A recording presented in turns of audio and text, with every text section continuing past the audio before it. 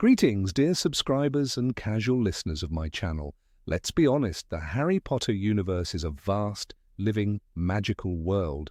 But even in 7 books plus loads of extra materials, J.K. Rowling simply couldn't cover every detail. And sometimes, let's face it, even she got tangled up in the plot's logic. This leaves us with a ton of questions. One of the murkiest and most underexplored aspects, the fate of Muggleborn witches and wizards. Where do they come from? How do they fit into the magical society? What if they don't want to join it at all? Let's dig in. Enjoy watching. Number 1. Do all Muggleborns want to live in the magical world? Hogwarts isn't just a school, it's practically a closed-off society where kids are taken for most of the year and trained exclusively for magical professions. In a way, it sets them on a track toward the wizarding world. But what if some Muggleborns finish their 7th year and dream of becoming engineers, doctors, or architects in the non-magical world? Is there a way back? Do wizards even allow someone to walk away after years of magical education, investment, and effort? Number 2. What if the child doesn't want to attend Hogwarts? Let's flip the script. The parents are thrilled, but the child is horrified. He loves his current school, his friends, dreams of being a pilot, not an aura. And suddenly owls come crashing in, letters sealed with wax arrive, and strange men with wands show up. And just like that, childhood is over. What if the child protests, cries, flat out refuses to go? Is their opinion even considered? Or does the magical world just decide magic comes first and override everything? Number 3. What if the parents are against Hogwarts and magic altogether? The Dursleys weren't exactly fans of magic, to put it mildly. But were they really the only ones? Picture this, you're a parent, raising your kid, life is going fine, and suddenly someone says your child is a wizard and will be taken away to a castle in the middle of nowhere for 7 years. No phone, no parental supervision, no ability to say no. What does the Ministry of Magic do then? How are these conflicts handled? Are kids taken against their parents' will? Or do Muggles actually have a say in the matter? Number 4. How do Muggleborns even learn the magical way of life? Harry got lucky. He had Hagrid. He quickly made friends. He was famous and always had people to help him. But what if you're not Harry Potter? What if you're just a regular Muggleborn with zero clue about spells, magical creatures, or how to even use a cauldron properly? Who teaches you the basics? Are there mentors, crash courses, support groups? From what we can tell in the books, nope. You either figure it out on your own or survive the best you can. Number 5. Why don't wizards care about the origins of Muggleborns? Strangely enough, in a world where the word mudblood is so hated, barely anyone ever stops to ask, where do Muggleborn wizards even come from? Rowling once said that all Muggleborns have a magical ancestor many generations ago, and the gene just reactivates. But that explanation opens more questions than it answers, especially when you think about the Creevy brothers. Both turned out magical. Why isn't anyone researching this? Why doesn't the magical world, so afraid of losing pure bloodlines, care about understanding the very nature of Muggleborn magic? Number 6. Where does the magic even come from? And this may be the biggest mystery. How does a Muggle child suddenly have magical powers? Why 1 in 1,000 and not the others? Rowling's long-dormant magical ancestor theory feels like a bit of a stretch. If the gene has been sleeping for centuries, why now? Why do some Muggleborns have multiple magical siblings? No one knows, which means we've got ourselves a mystery worth diving into. Number 7. How do Muggleborns explain their disappearance to Muggle friends? Before Hogwarts, Dean Thomas went to a regular school. He had classmates, friends, a favourite football team. Then one summer, he was gone. No explanation, no goodbye, just disappeared into the folds of a world no one could talk about. In The Half-Blood Prince, Dean mentions that his father left when he was young, but what about the people Dean left behind? Did they think he'd moved away, been expelled, sent to some elite boarding school no one had heard of? The statute of secrecy is clear. Magic must stay hidden, but real life is messier.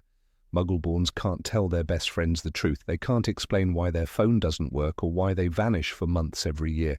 Some might say, I'm going to a special school abroad. Others might fake illness.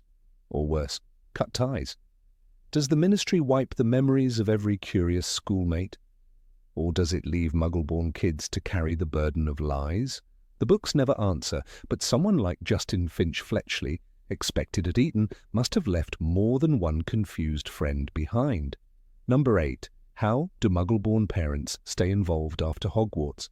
Hermione Granger's parents appear briefly, a glimpse in Diagon Alley, a mention during the holidays, but we never see them invited to Hogwarts.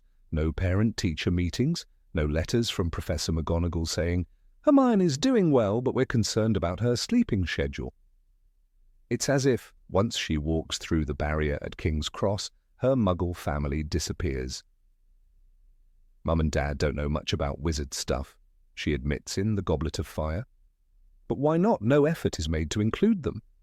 No magical bridge is built to help them understand the world their daughter now calls home.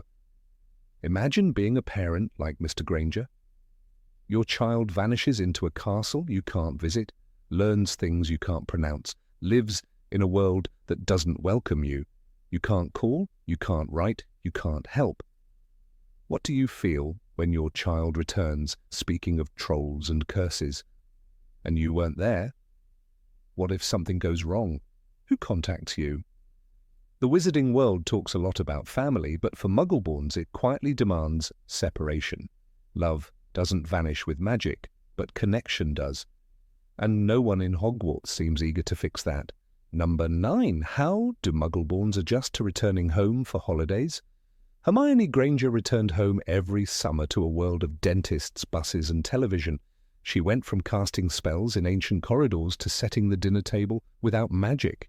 Her parents, proud but clueless, couldn't understand why she flinched when the toaster sparked or why she hesitated before saying the word broom. In The Goblet of Fire, she tried to explain Quidditch to Victor Crumb's fangirls. But how do you explain that to a Muggle aunt or a skeptical cousin without risking exposure? Colin Creevey didn't have that luxury. He was so excited to be part of the magical world that he talked non-stop about it. He kept snapping pictures with that camera, Ron complained once, like he thought everything was worth framing. But what did he say when he went home for Christmas? How did he sit at the dinner table and pretend that he hadn't just watched a friend ride a hippogriff or seen a girl cursed into a cat? The books never show it, but that pressure to filter your life for the comfort of others must have been enormous. One slip could mean disaster. One story about a talking hat, and suddenly your uncle thinks you're delusional. One mention of a charm and your friends start to pull away. There's no training for this, no counsellor handing out advice on how to split your identity in two. The return to the Muggle world isn't just a visit, it's a performance. And no matter how much magic you've learned, it won't help you when you have to lie to the people who raised you. Number 10. Is there any support system for Muggleborns after graduation? When students graduate from Hogwarts, the castle doors swing open, and for Muggleborns they often open into uncertainty.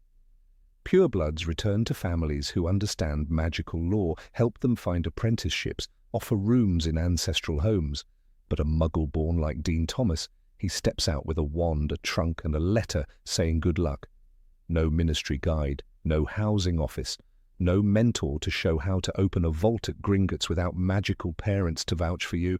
Dean survived, he became a respected artist, but only because he was resourceful. Not every Muggleborn can afford to stumble in the dark. In The Half-Blood Prince, we see Slughorn build his slug club around students with connections, sons of famous witches, heirs to magical businesses. Hermione was invited too, but she was the exception, not the rule. And even then she had no magical family to introduce her into the right circles. Who helps the ones who aren't brilliant enough to be noticed?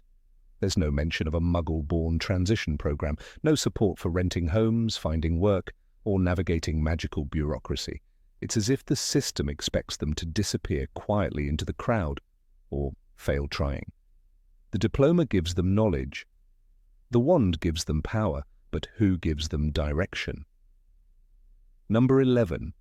Are there subtle forms of discrimination against Muggleborns? When Draco Malfoy called Hermione a filthy little mudblood, in the Chamber of Secrets. The insult wasn't just cruel, it was ancient. That word carried centuries of hate. And yet, no professor gave Malfoy more than a warning, no policy, no consequence.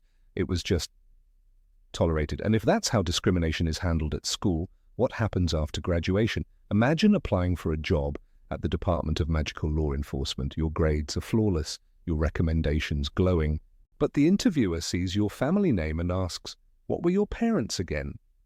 Terry Boot, a Ravenclaw and fellow Muggleborn, once whispered to Michael Corner in the library, "I heard they take fewer Muggleborns into the Department of Mysteries. Too many secrets." Was it true? Who knows? But even rumors like that shape a career before it begins. Even in friendship, the divide lingers. Seamus Finnegan once doubted Harry because his mam read The Prophet. What did Seamus's family think of Dean Thomas, the Muggleborn raised with football and telly? No one says it aloud, but it echoes in silences, in glances, in the empty seats at the table. The war may be over, but suspicion doesn't need a dark mark to survive. It needs only tradition and the quiet belief that magic belongs to some more than others. Number 12. How are Muggleborns protected from dark wizard attacks? When the Death Eaters rose to power during the Second Wizarding War, Muggleborns became targets overnight. Their names appeared on wanted lists. Their blood was declared impure.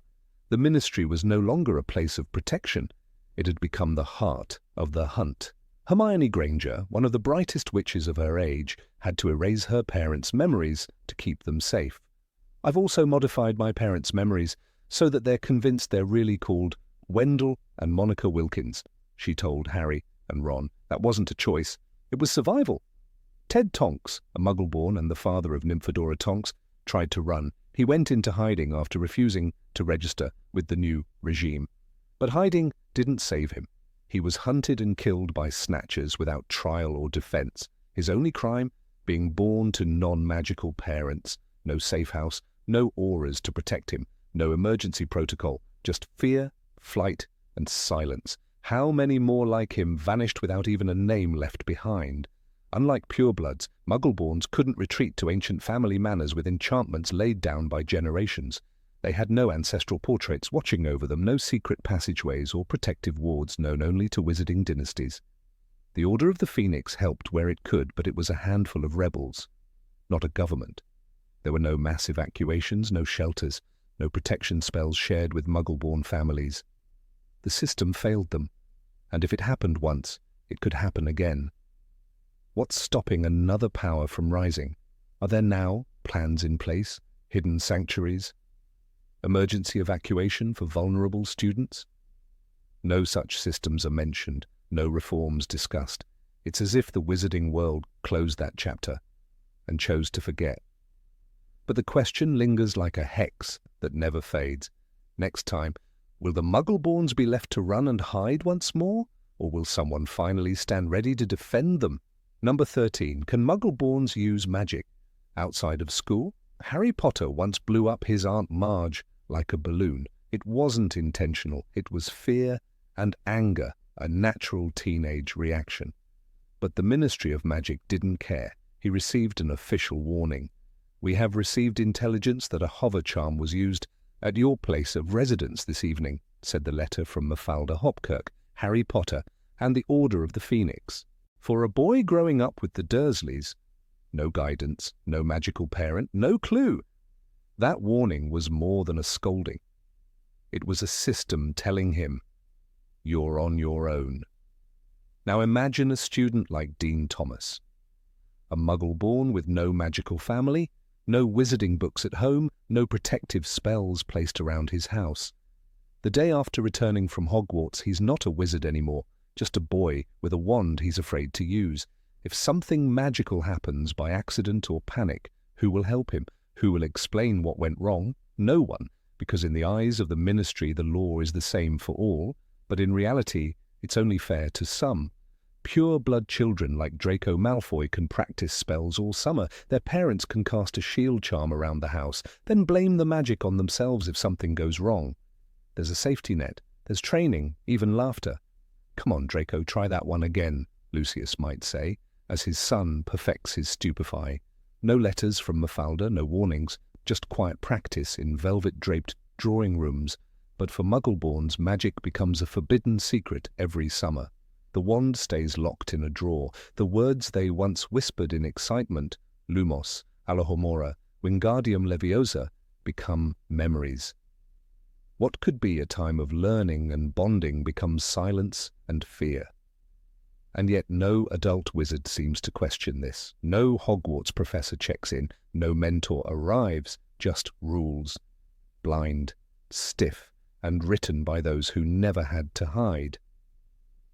Number 14. What if a Muggleborn doesn't show magic by age 11? Of all the mysteries buried within the halls of Hogwarts and the pages of wizarding history, one of the most haunting is not about Dark Lords or cursed objects, but about absence. The absence of a letter, the silence of an owl that never came, the quiet, invisible line that divides those who cross into the world of magic and those who never knew they stood beside the threshold. What happens then to a child born with the spark of magic, but who never shows it? Particularly a Muggleborn, raised outside the knowledge of wizardkind, never tested, never taught, never even told that something deep inside them waited to be awakened? Hagrid, half-giant and keeper of keys and grounds at Hogwarts, once said, "Happens sometimes. The magic kicks in when they're scared or angry, emotional stuff." A sentiment he shared with Harry Potter himself when explaining the curious outbursts of uncontrolled power that tend to emerge during early childhood. A floating cupcake. A vanishing pane of glass. A hair suddenly regrown overnight. These are the stories we know, the classic signs. But what if the right storm of emotions never comes? What if a child grows in a quiet, loving home, never frightened, never truly angry, never desperate? Does that child's letter still find them? In 1976, a Muggleborn girl named Eliza Bellamy was born in Surrey to two teachers who ran a private Montessori school. Her early life was tranquil, filled with art, reading and gardens. No siblings, no conflicts, no tantrums. It wasn't until she turned 13 and accidentally caused a chalkboard to explode during a debate competition that anyone noticed something strange. But by then, no owl had come, no letter, no Professor McGonagall at the door. Eliza returned to school the next day with a hastily written story about faulty wiring. She didn't know she had just missed her place at Hogwarts, missed the window that had opened for her, quietly closed again. There is no official record of Eliza in the Hogwarts registry, and that is perhaps the most chilling part of her tale.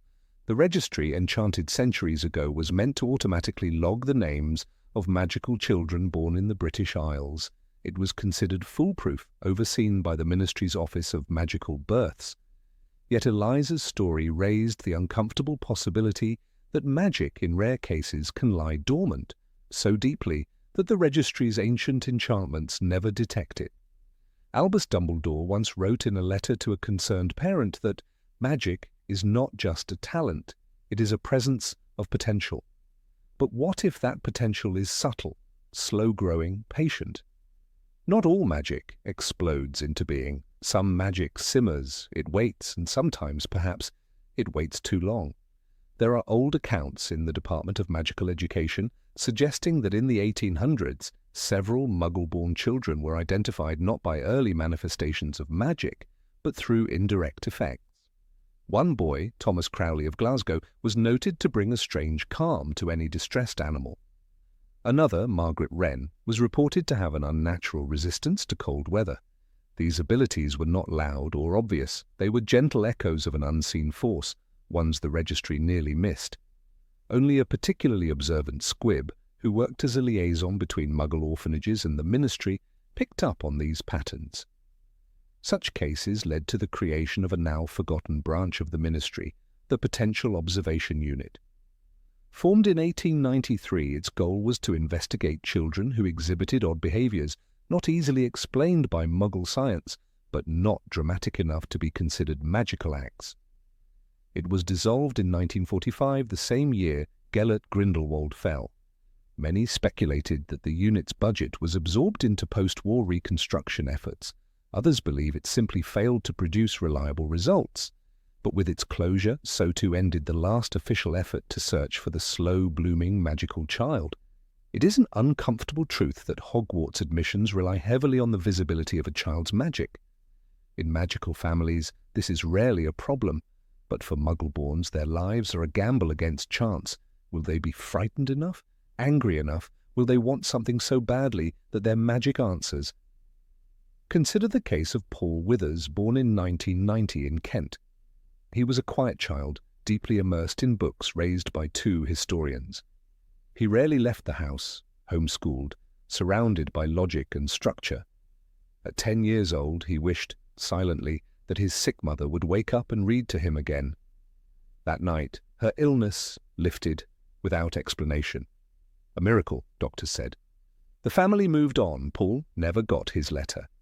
It was only years later, in adulthood, after stumbling upon a copy of the Tales of Beadle the Bard in a second-hand shop, that something inside him stirred. It was too late. And yet, the Hogwarts letter isn't entirely based on manifestations. Some letters have arrived for children who never showed a single incident of magic, based solely on the registry's detection. Hermione Granger, a Muggleborn, said in Harry Potter and the Philosopher's Stone, "Nobody in my family's magic at all.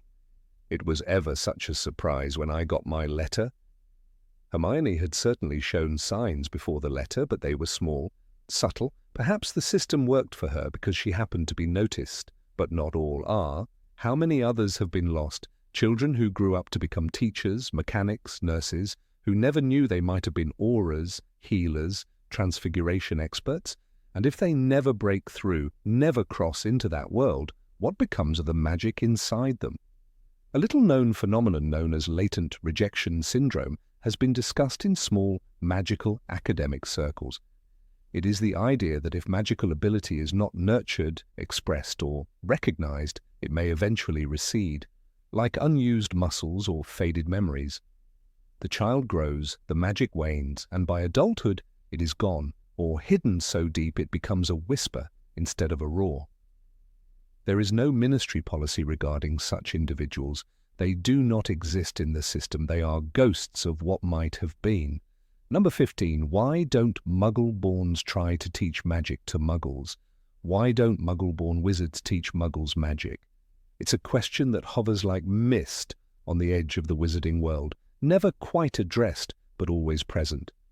The notion that someone like Hermione Granger, born of two ordinary dentists, could have risen to such dizzying magical heights, and yet never extended even the simplest incantation to her non-magical parents, is one that begs for closer inspection. After all, she straddled both worlds, the silent library of Hogwarts and the sterile, white-tiled kitchen of her parents' home. If ever there was a candidate to unite the realms, it was her. And yet she didn't.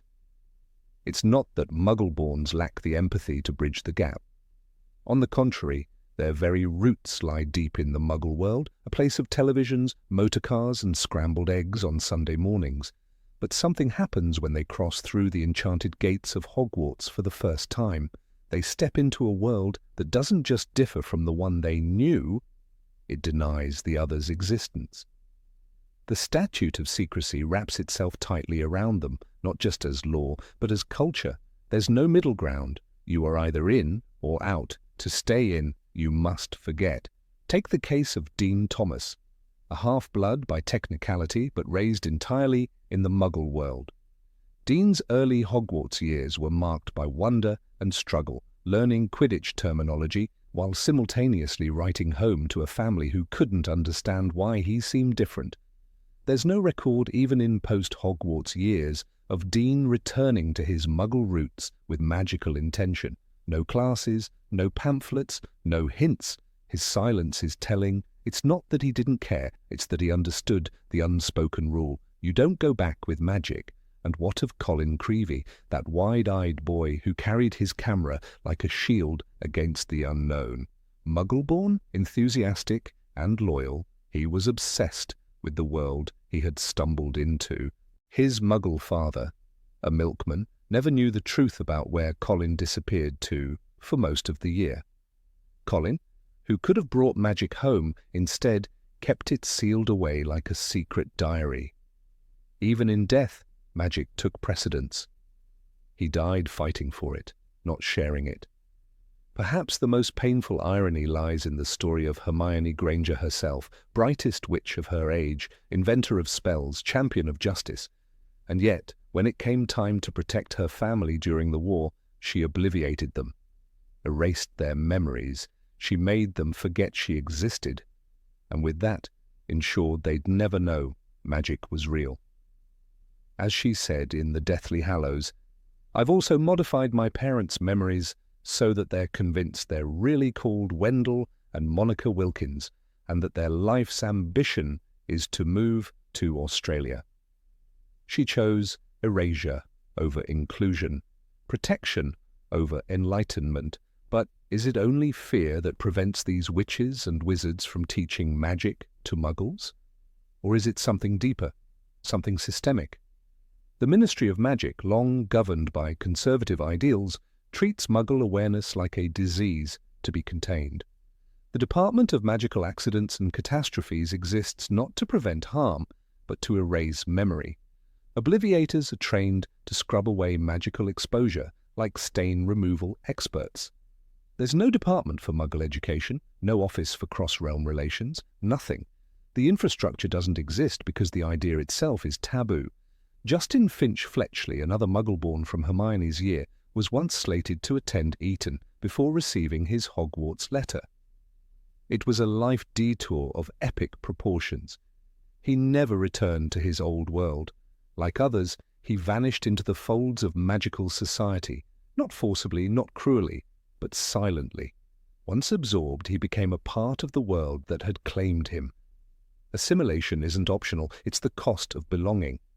The argument could be made that Muggles simply aren't capable of magic, that it lies dormant or absent in their blood. But then, what of Squibs? Filch, bitter and broken, still wielded understanding of the magical world. He navigated it, maintained its halls, and cursed his fate in whispers.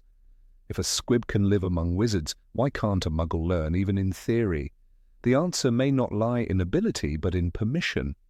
And permission, in the wizarding world, is a rare and guarded currency. A single precedent does exist. Gilderoy Lockhart, though a pureblood, made attempts, however laughable, to bring magical stories to the masses. His books lined shelves in both magical and Muggle homes, though heavily glamorized. His tales were fictionalized, his achievements stolen, but the intent was there to blur the lines. Yet, even Lockhart stopped short of teaching. Entertainment was acceptable, education was not. There is something unsettling in the realization that the magical world does not merely exist in secret, it depends on secrecy for survival. Magic, we are told, is dangerous. In the wrong hands, even a simple spell like Alahomora becomes a threat. But who decides whose hands are right or wrong? The implication is clear. Magic is for the magical. Others, no matter how curious, are denied entry. The Hogwarts curriculum itself reinforces this. Muggle studies is not about educating witches and wizards to understand Muggles as equals. It is anthropological at best, condescending at worst, a subject for pure bloods to laugh over. As Hermione herself once noted, the way they've got it, it's not real. They've got it all wrong. She said this not about the idea of Muggles, but about the way her world interpreted them, as curiosities, not compatriots. There's also the matter of identity. Magic is not just ability, it is culture, language, ritual. To teach a Muggle magic is to invite them not just into skill but into legacy. It would mean acknowledging that magic is not exclusive, that it can be learned, shared, democratized. And perhaps that's the greatest threat of all. A world where anyone could learn magic would undermine the very foundation of magical hierarchy. Number 16. Why isn't there a special educational program for Muggleborns? In the quiet murmur of King's Cross Station, a girl named Hermione Granger once stepped through a brick wall and entered a world that was never meant for her. She was 11, full of questions, and carrying nothing but a letter and her parents' hopeful confusion. Her very first view of platform 9 3/4 lined with crimson steam and chattering owls was not a moment of joy, it was an act of courage. And yet the magical world, as expansive and ancient as it was, had nothing in place to truly prepare her, or any Muggle-born child, for what came next.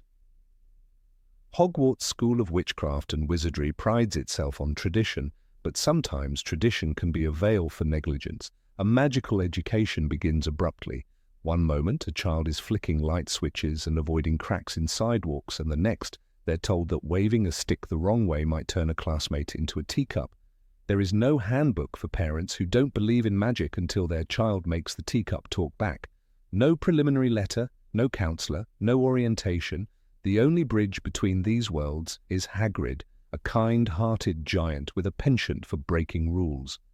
When Hermione stepped into Hogwarts, she was thrown into a curriculum designed not just for magical children, but for children raised by magical families. Draco Malfoy, for instance, grew up under the shadow of a family tree older than most castles. By the time he arrived at Hogwarts, he could identify the difference between a Bezoar and a Bubotuber, and had heard bedtime stories about Grindelwald and the Goblin rebellions. Hermione, brilliant though she was, had to scramble just to understand the vocabulary. The difference was not intelligence, it was cultural literacy. The books imply, with an almost infuriating nonchalance, that Muggleborns are expected to catch up simply by virtue of being enrolled. There is no summer course, no magical kindergarten, no field trip to Diagon Alley, hosted by Hogwarts staff. Instead, a young Muggleborn is handed a list of supplies and sent with their bewildered guardians to a pub wall that doesn't open unless you know how to knock the right way. The flaw here is profound. Adaptation to the magical world is not a task that should be left to the child's wits and the parents' trust. It is a system-wide oversight. In her first year, Hermione earned the reputation of being a know-it-all, but this was not arrogance, it was armor. The fear of not belonging, not understanding, not keeping up, pushed her to memorize every book she could find. She didn't just study spells. She devoured the glossary of Hogwarts, a history as though her very survival depended on it. And in a way, it did, because while pure-blood students laughed at Peeves's pranks and swapped chocolate frog cards, Muggleborns were learning to exist in a world where portraits talk, ghosts roam freely, and staircases move without notice. Consider the first flying lesson with Madam Hooch. Children from wizarding families had held toy broomsticks since before they could walk. Some, like Ron Weasley, had older siblings who regaled them with stories of games and mishaps. But to a Muggleborn, a flying broom is not exhilarating. It's terrifying. No wonder Hermione's broom barely lifted off the ground. The lesson was a stage, but no one noticed that half the actors hadn't even read the script. Even the concept of magical law is alien to Muggleborns. Pureblood students know of the Ministry of Magic, the Department of Magical Accidents and Catastrophes, and the rules against underage magic. But for a Muggleborn, the letter of expulsion from the Ministry, as Harry receives in Order of the Phoenix, reads less like a disciplinary warning and more like an existential threat. There is no education on magical rights, no seminar on wizarding legal systems. There's just fear. What would a preparatory program for Muggleborns look like? Imagine a summer institute led by Hogwarts staff, held at a neutral magical site like the Leaky Cauldron. Children could learn the basics: magical etiquette, wand safety, an introduction to common magical creatures. They could visit Gringotts under supervision, understanding goblin customs rather than offending them out of ignorance. A special unit on wizarding history could illuminate the cultural memory of the magical world, so that names like Merlin, Morgana, and Salazar Slytherin have context before they become points of contention. Names matter. Bloodlines matter. When the Sorting Hat places a Muggleborn in Slytherin, it's not merely a decision of personality, it's a social gamble. Take, for example, the rare but real case of Muggleborns sorted into that house. They often face suspicion, isolation, and accusations of fraud. Without a prior understanding of the cultural weight of house rivalries, a child might be misled into thinking Hogwarts is merely an academic institution. But Hogwarts is a microcosm of magical society, complete with its prejudices and politics. In Goblet of Fire, we see the Quidditch World Cup through Harry's eyes, but imagine it through Hermione's, a spectacle of broomsticks, magical tents, and wizarding customs, yet no effort is made to contextualize the event for those not born into the culture. The same holds true for wizarding holidays, such as the Feast of Nicholas Flamel or St. Mungo's Day. These are absent from the Muggle calendar and unexplained in the Hogwarts classroom. Even basic magical household items are alien to Muggleborns. Molly Weasley's enchanted knitting needles or self-washing dishes may be delightful to the initiated, but to a child raised in a microwave and vacuum world, they challenge the entire framework of how objects work. It is cognitive dissonance dressed as wonder, and it never fully disappears. The magical world demands assimilation, but it offers no training. Then there is the matter of language. Spells are based on Latin, but also deeply rooted in magical intent and cultural usage. A pure-blood child has likely heard Alohomora or Actio in casual conversation. A Muggleborn hears it for the first time while being graded. Hermione mastered spell work not because she had help, but because she compensated. Others, perhaps less driven, fall behind, not out of laziness, but out of unfamiliarity. Number 17. Why doesn't the Ministry cooperate with Muggle institutions? When a child suddenly disappears from the Muggle school system, questions arise.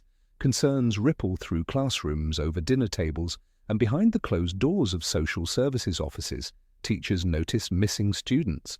Doctors see gaps in scheduled appointments. Neighbors talk. And yet every year a quiet wave of 11-year-olds vanishes from the bureaucratic web of modern society, slipping seamlessly into the hidden folds of the magical world. But the most troubling part? There is no record, no transition, no explanation, only silence. Why doesn't the Ministry of Magic make any effort to work with Muggle institutions, even under the veil of secrecy? The Ministry's refusal to collaborate with Muggle structures, even discreetly, is one of the strangest and most consequential decisions in the wizarding world. The Statute of Secrecy, enacted in 1692, forbade the magical community from exposing itself to Muggles.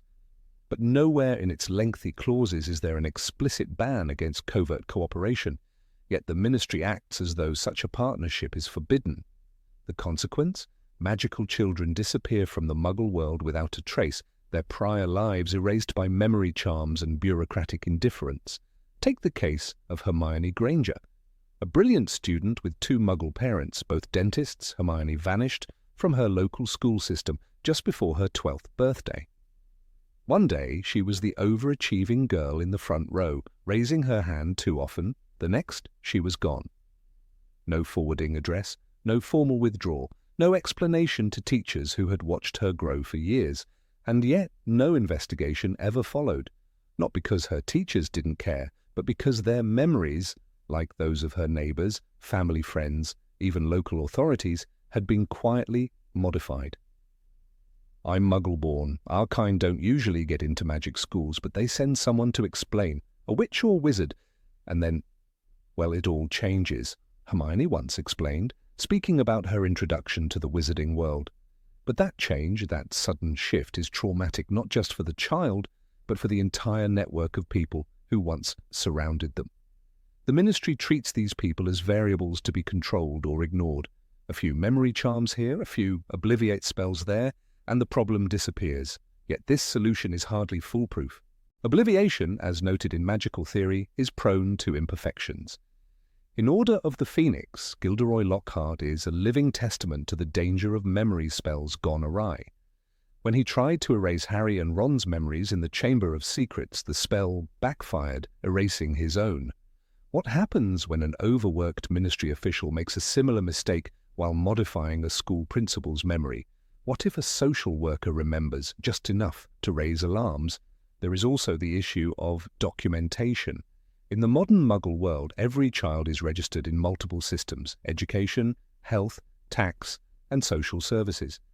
When they vanish, holes appear in databases, patterns emerge, And while a missing child might be explained away as a move or a transfer, dozens of missing children every year, none of whom ever appear again, should trigger serious investigation. But it never does, because the Ministry is not merely ignoring Muggle systems, it is actively sabotaging them. One could argue that the Ministry has good reason to avoid entangling itself with Muggle bureaucracies. After all, the moment magic is revealed to even one Muggle government official, the risk of exposure escalates.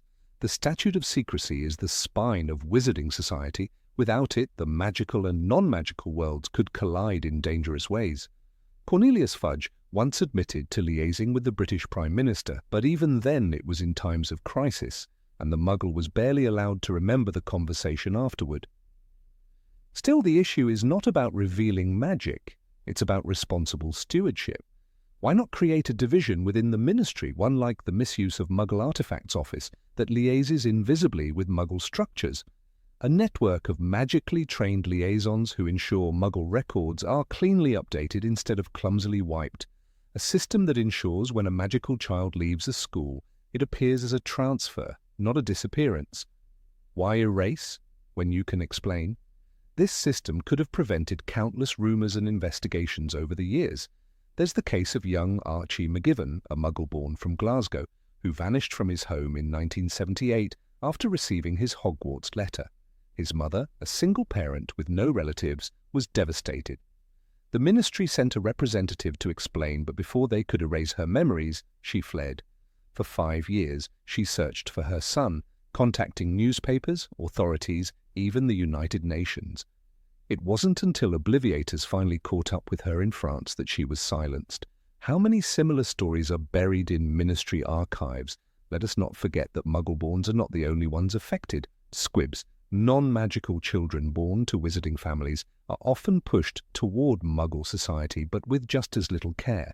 They are shuffled off, their existence forgotten by the magical world, while the Muggles around them struggle to understand the gaps in their stories. Arabella Figg, a squib, lived among Muggles in Little Whinging, raising cats and watching over Harry Potter, but she remained an anomaly, a footnote in a file. Ironically, the wizarding world is highly bureaucratic. The Ministry is a maze of departments, regulations, protocols, and parchment trails. Yet none of that infrastructure is used to create a stable bridge with Muggle systems. Instead, it's all directed inward, preserving a fragile illusion.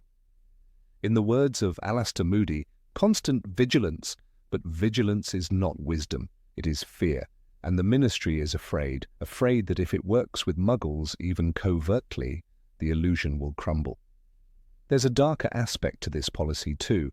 By erasing Muggle knowledge, the Ministry controls the narrative. Muggleborns are separated from their origins. Their connections to the Muggle world are gradually severed. They become, in effect, new citizens of the magical realm. It's a kind of assimilation, not unlike how certain regimes erase indigenous identities. Memory charms become tools of cultural erasure. Is this truly the intent of the Statute of Secrecy? Minerva McGonagall, despite her adherence to rules, displayed deep empathy for Muggleborns. In Half-Blood Prince, she is seen defending students regardless of blood status. One wonders if she ever questioned the ethics of memory charms on Muggle families. Did she ever pause before sending a letter that would begin not only a magical journey but also the quiet dismantling of a child's past? Even Albus Dumbledore, revered for his wisdom, failed to address this issue. He was a champion of Muggleborn rights, yet during his long tenure at Hogwarts, he never implemented a formalized Muggle liaison structure. It's telling that in all 7 books, no Muggle official ever appears to question the disappearances, despite thousands of children over decades leaving the Muggle system behind. The silence is deafening and dangerous. In the digital age, Muggles are far more connected than ever before. Facial recognition, data analytics, and media tracking mean that a child who vanishes in London might be noticed by someone in New York. Sooner or later, patterns will be spotted, questions will be asked, and the Ministry's only defense, erasing memories, may not be enough. Imagine a future where a Muggle journalist begins to connect the dots. She stumbles across records of children disappearing from schools across the UK every September. She interviews teachers, finds inconsistencies, tracks down records that don't add up. The more she digs, the more she discovers a pattern too precise to be coincidence. What happens when she cannot be obliviated? What if she's published the story? The risk of exposure increases not with magic, but with secrecy. It is secrecy that creates the cracks, secrecy that turns friends into liabilities, secrecy that forces well-meaning witches and wizards to become liars. It is the burden placed on every magical child to pretend their past does not exist, to lie to those they once called friends. Wouldn't it be better for all involved if there were a sanctioned system of transition, a magical cover story department, transfers to private academies abroad, complete with falsified documents, staged interviews and ongoing correspondence with Muggle schools to prevent suspicion? If magical society can create unplottable castles and flying motorcycles, surely it can forge a few convincing school records. In Deathly Hallows, the Ministry falls under the control of Voldemort and becomes a tool of oppression. But even in peaceful times, its flaws are clear. Power without transparency breeds decay, and a government that manipulates its own population into silence may one day face an uprising it cannot contain, not from Muggles, but from its own neglected children. Harry Potter himself straddled both worlds. Raised by Muggles, yet deeply entrenched in magic, he understood the pain of being forgotten. "I don't belong here," he once told Dumbledore, referring to the Dursleys' home. How many other children feel the same, cut off from their roots by a spell they never asked for? The Ministry's refusal to work with Muggle systems isn't about safety, it's about control. And like all things in the wizarding world, the control comes wrapped in parchment and red wax. But perhaps, one day, a new generation, born of both worlds, will build the bridge that should have existed all along. Until then, Muggles will keep forgetting, and the magical world will keep pretending that forgetting is the same as not knowing. Number 18. Do some Muggleborns voluntarily give up magic? In the vast tapestry of the wizarding world, where fire whiskey flows and portraits whisper ancient secrets, one thread is barely acknowledged: those who walk away from it all. The magical society, proud and hidden, rarely considers that not everyone, once initiated, chooses to remain. Among the most overlooked are the Muggleborns, witches and wizards born to non-magical parents, who, upon being yanked from their ordinary lives, are expected to seamlessly adapt to a world of enchantments and dangers. But what happens when some decide they want none of it? Magic, in J.K. Rowling's world, is a birthright. It courses through the veins of Muggleborns as naturally as through the purest of bloodlines. But unlike pureblood children who grow up knowing about their heritage, Muggleborns are often blindsided by it. One day they're ordinary, the next they're told they're different. Powerful, yes, but also a target. For some, this revelation is exhilarating. For others, it's a burden. Not all find joy in discovering they must live a double life. One foot in the Muggle world of family and familiarity, the other in a secret realm ruled by codes, dangers, and a fragile masquerade. We do not hear much of these individuals in the books. Rowling offers us Hermione Granger, a brilliant and courageous Muggleborn who not only embraces her magical identity but becomes a hero. But where are the others? Statistically, there must have been some who hesitated, who recoiled, who said, "No, this is not for me." After all, magic, for all its wonder, comes with cost. Invisibility is a necessity, secrecy a rule, and danger a daily occurrence. To be magical is to be other, even among your own.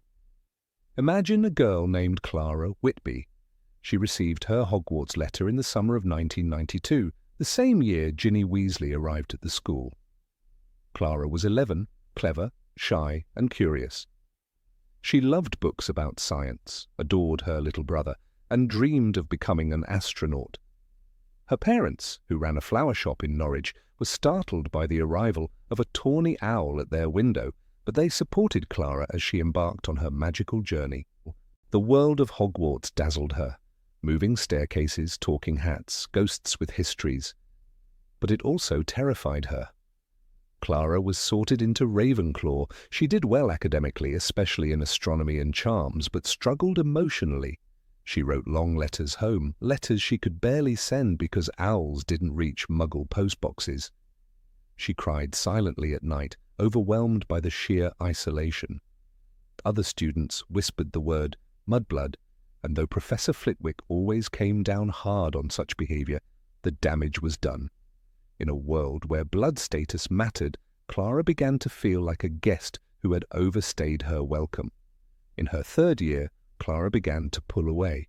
She spent hours in the library not researching spells but reading history, not wizarding history, but Muggle history, trying to reconnect with the world she had come from. She asked Professor Sinistra once, "Can someone leave the magical world?" The question was met with a raised eyebrow and an awkward silence. No one had ever asked that. No one wanted to hear the answer, but Clara wanted out. There is no formal procedure in the Ministry of Magic for someone to renounce their magical identity. In fact, the very idea seems taboo. Magic is not considered a choice.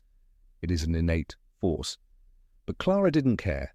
In her 5th year, after sitting her OWLs, she simply didn't return. Her parents, who had always viewed Hogwarts with suspicion, welcomed her back with relief. She attended a local secondary school, claimed she had been abroad, and never mentioned Hogwarts again. So what happens when a witch walks away? There is no precedent in the books, but we can infer. Clara still had her wand. She kept it in a box under her bed, wrapped in a blue ribbon. She didn't break it, but she never used it. Occasionally, when alone, she would stare at it and remember how it hummed in her hand. But the magic, like a language unspoken for years, began to fade in her life. Does magic fade if left unused? There are no direct answers, but Dumbledore once told Harry, "It is our choices, Harry, that show what we truly are, far more than our abilities." If choice defines identity, then perhaps someone who chooses not to use magic, who deliberately steps away, does become something different. The Ministry likely knew. They monitor underage magic after all, but they did not intervene. Clara was not a danger. She was simply silent. Perhaps she became a clerical ghost in some dusty registry. Clara Whitby, Muggleborn, disengaged, forgotten by the world she left behind. And yet, the decision came with cost. Clara had seen too much. She knew about giants, dementors, and the statute of secrecy. Her silence became her passport. So long as she never broke the masquerade, she was left alone. But what if she had spoken? What if she had gone to the press? Would the Ministry have sent obliviators? The ethics are murky. The wizarding world prides itself on autonomy, yet offers little room for dissent. There is no mention in the books of someone voluntarily relinquishing their wand or renouncing their identity. Even squibs who are born without magic are often forced into lives on the fringes. What hope, then, for someone who has magic but does not want it? There are hints, though. In the Order of the Phoenix, the idea of magical suppression is touched upon. The Ministry's attempt to control Dumbledore's army, the use of the trace, the punishment of underage magic, all suggest that magical expression can be monitored and curtailed, but nowhere is it shown that magic can be removed. That power, it seems, is not even granted to the individual themselves. So Clara lived a life apart. She became a science teacher, she married, had a son, she never told him, her wand stayed in the box. But every now and then, when the lights flickered in her classroom without cause, or when her tea stirred itself absent-mindedly, she would look away, pretending not to notice. Magic, once awakened, never dies, but it can sleep, it can slumber in the corners of memory and choice. The question then becomes not whether you can leave magic behind, but whether you can live with the leaving. In Deathly Hallows, Harry visits Godric's Hollow and sees the wreckage of his parents' house. The scar had not pained Harry for 19 years. All was well. It's a peaceful ending, but for others the scars of magic are invisible, not on the forehead, but on the soul. Clara's scar was silence, a quiet rejection of a life that never fit. Not everyone wants to be part of a hidden war, of codes and conspiracies. For Muggleborns especially, the choice to remain is a complex one. Acceptance comes at a price. Mudblood is more than an insult. It's a mark, a reminder that not all are seen as equal. Some, like Hermione, fight to change the world. Others, like Clara, simply walk away. Clara's story is fictional, of course, but entirely plausible within the rules of Rowling's universe. In a world so rich, so shadowed, it is inconceivable that every Muggle-born child would find their calling in potions and parchment. Some would long for computers, for airplanes, for physics and fact. And maybe that's the greatest magic of all, the ability to choose. Even if the world forgets you, even if your name is never spoken in the halls of Hogwarts again. There are surely others like Clara, some who left after the First Wizarding War, some who disappeared during Voldemort's rise. Their names are not on plaques, their portraits do not hang in dusty corridors, but they exist, quiet ghosts of a world they chose not to embrace, not out of fear, not out of shame, but because they had another calling. In the end, the magical world survives because it is unseen, but perhaps it also survives because some choose not to see it at all, because magic, like any great power, needs boundaries, and sometimes those boundaries are drawn not by law, but by the human heart. Even wizards, after all, are only human. Number 19. How do Muggleborn students deal with bullying? In the hallowed halls of Hogwarts, where portraits whispered and staircases shifted of their own accord, not every student walked the corridors with confidence. Beyond the tales of Harry Potter's heroism and Hermione Granger's brilliance lay quieter, lesser-known stories, those of the Magborn, or Muggleborn, students who bore no legacy, no ancient wand, no enchanted surname to cushion their path. While Harry's scar and Hermione's intellect earned them a peculiar kind of respect, or at the very least, curiosity, others like them were often left to navigate the thorns of prejudice in solitude. One such student was Anna Whitby, a Hufflepuff 2 years below Harry, who came from a suburb of Leeds. Her family had never heard the word Hogwarts until the arrival of her letter. There had been no bedtime stories of enchanted creatures or battles with Grindelwald. Magic, to her parents, was stage illusion, clever hands and mirrors. When she boarded the Hogwarts Express for the first time, she entered a world where everything familiar evaporated, and the new rules were written in a language her upbringing had never prepared her for. Anna had always excelled in maths and music at her Muggle school, but those skills didn't translate to levitating feathers or transfiguring matchsticks. Her initial excitement crumbled under the weight of her classmates' snickers when she mispronounced Aparecium or fumbled her wand grip. In her first week, a pure-blood Slytherin boy named Corbin Rosier whispered loudly enough for half the Great Hall to hear, "Do they let anyone in now? What's next? Squib's teaching charms?" His voice was light with mockery, but the effect was leaden. Anna had smiled, pretending not to hear. But in truth, she didn't sleep that night.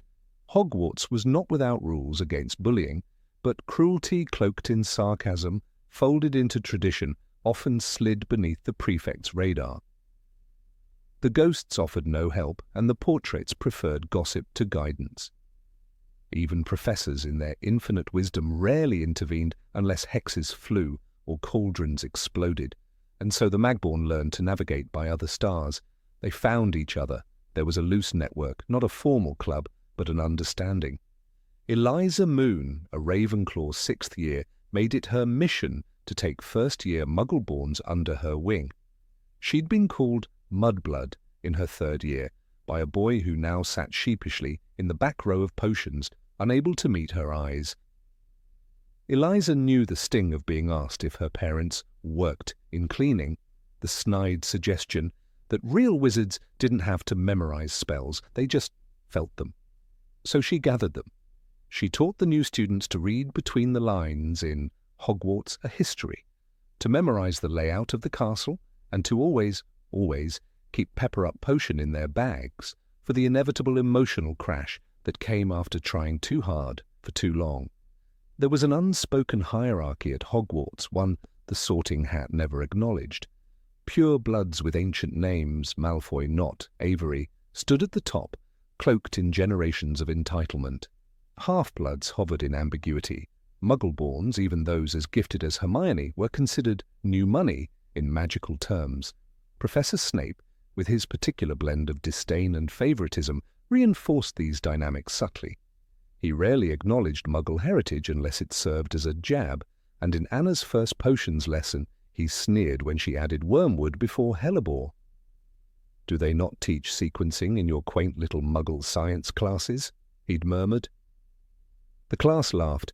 In the Gryffindor common room, even Dean Thomas, also Muggleborn, kept quiet about the things he didn't know. He had grown up with football and video games, not broomsticks and cauldrons. While his friends rallied around Quidditch, he nodded along, mimicking enthusiasm. He confided once, much later, that he'd felt like he was always acting, pretending to belong. "It's not just the spells," he had said. "It's everything, the food, the traditions. Even the holidays feel different." The library became a refuge for many Muggle-born students. Books didn't judge. In the dim light between the towering shelves, Anna and a few others formed study groups. They shared notes on wand movements, explained wizarding customs, and compared childhoods, not to argue, but to understand. These gatherings offered something the house system often failed to provide, cross-house unity born from shared experience. In a school where your house could determine your friendships, your access, even your future, it was a radical act. But even in shared solace, the scars lingered. The word mudblood carried weight beyond the syllables, as Hermione once hissed in fury after Malfoy used it in her third year. "It's about the most insulting thing he could think of." The insult was loaded with history, blood politics, and a viciousness that echoed through corridors like a hex. Some Magborn wore the term like armor, reclaiming it in whispered jokes. Others couldn't hear it without flinching. Not every professor turned a blind eye. Professor Flitwick, a half-goblin himself, was known for his quiet encouragement. He offered extra lessons to struggling students, never asking why they needed help. "Magic," he once said during a tutoring session, "resides in the heart as much as in the blood, and yours, Miss Whitby, is strong indeed." It was the first time Anna had believed she truly belonged. The fear of exposure, however, was constant. Letters home had to be rewritten, carefully edited, so that parents wouldn't worry. Anna couldn't explain the isolation, the whispered slurs, or why she sometimes stared at her wand and wondered if she was a fraud. She simply wrote, "It's hard, but I'm learning." And that was true in part. She was learning to be invisible. There were stories passed down in whispers about Magborn students who left, never returning after their first Christmas holiday. Their names faded from the house lists. No one spoke of them. But their absence hung in the air, a silent question. What does Hogwarts do for those who don't fit its mould? Dumbledore, for all his brilliance, remained a distant figure. His speeches were grand, his principles noble. But did he see the tears wiped away in the girls' lavatory after a particularly cruel charms lesson? Did he hear the muttered slurs in the dungeons? Perhaps he did. Perhaps he trusted the school to heal its own wounds, or perhaps, like many, he believed that greatness would out, overlooking the quiet damage done to those simply trying to survive. The Battle of Hogwarts changed many things. Blood status lost some of its sting in the face of shared loss, but prejudice does not die in a single night. Even after the war, new students arrived each year with nervous eyes and Muggleborn roots, and still the old traditions lingered. The whispers softened, but they did not vanish. A few years after the war, Eliza Moon returned to Hogwarts, not as a student, but as the school's first ever counsellor for Magborn support. It was a role she petitioned for herself, drawing on her own experiences. She established an orientation program, pairing new Muggleborns with upper-year mentors. She worked with the staff to build sensitivity workshops to train prefects in spotting covert bullying and to advocate for more inclusive curriculum materials. Her work was quiet, but it changed lives. Anna Whitby graduated with honours in herbology and became a magical botanist. She never forgot the sting of that first year, But she also never forgot the small kindnesses, the library sessions, Flitwick's praise, Eliza's guidance. She sent her own daughter to Hogwarts 15 years later with a letter tucked into her trunk. "You are not less. You are not alone. Magic is yours." What the books only hint at, between spells and centaurs, dragons and duels, is that heroism at Hogwarts sometimes wore simpler clothes. It was not only found in facing dark lords, but in choosing to walk back into the Great Hall every day, head held high, knowing the whispers might come again. For Muggleborn students, bravery often looked like silence endured, insults ignored, knowledge earned the hard way, and yet they stayed. They carved their space in a castle that wasn't built with them in mind. They transformed its stone walls not with spells, but with persistence. They reminded the wizarding world that magic, when truly wielded, does not exclude. It invites, it welcomes, it adapts. Perhaps in time, the walls themselves would learn to speak of that kind of magic. Number 20. Why doesn't Hogwarts teach anything about the Muggle world? In the high towers of Hogwarts, where ancient magic hums through stone and torchlight flickers on enchanted ceilings, something has always been missing. The great library overflows with tomes on spellwork, potion-making, magical creatures, and the history of goblin rebellions. Students study arithmancy, transfiguration, and divination. But amid all this splendor and power, there is a gaping absence.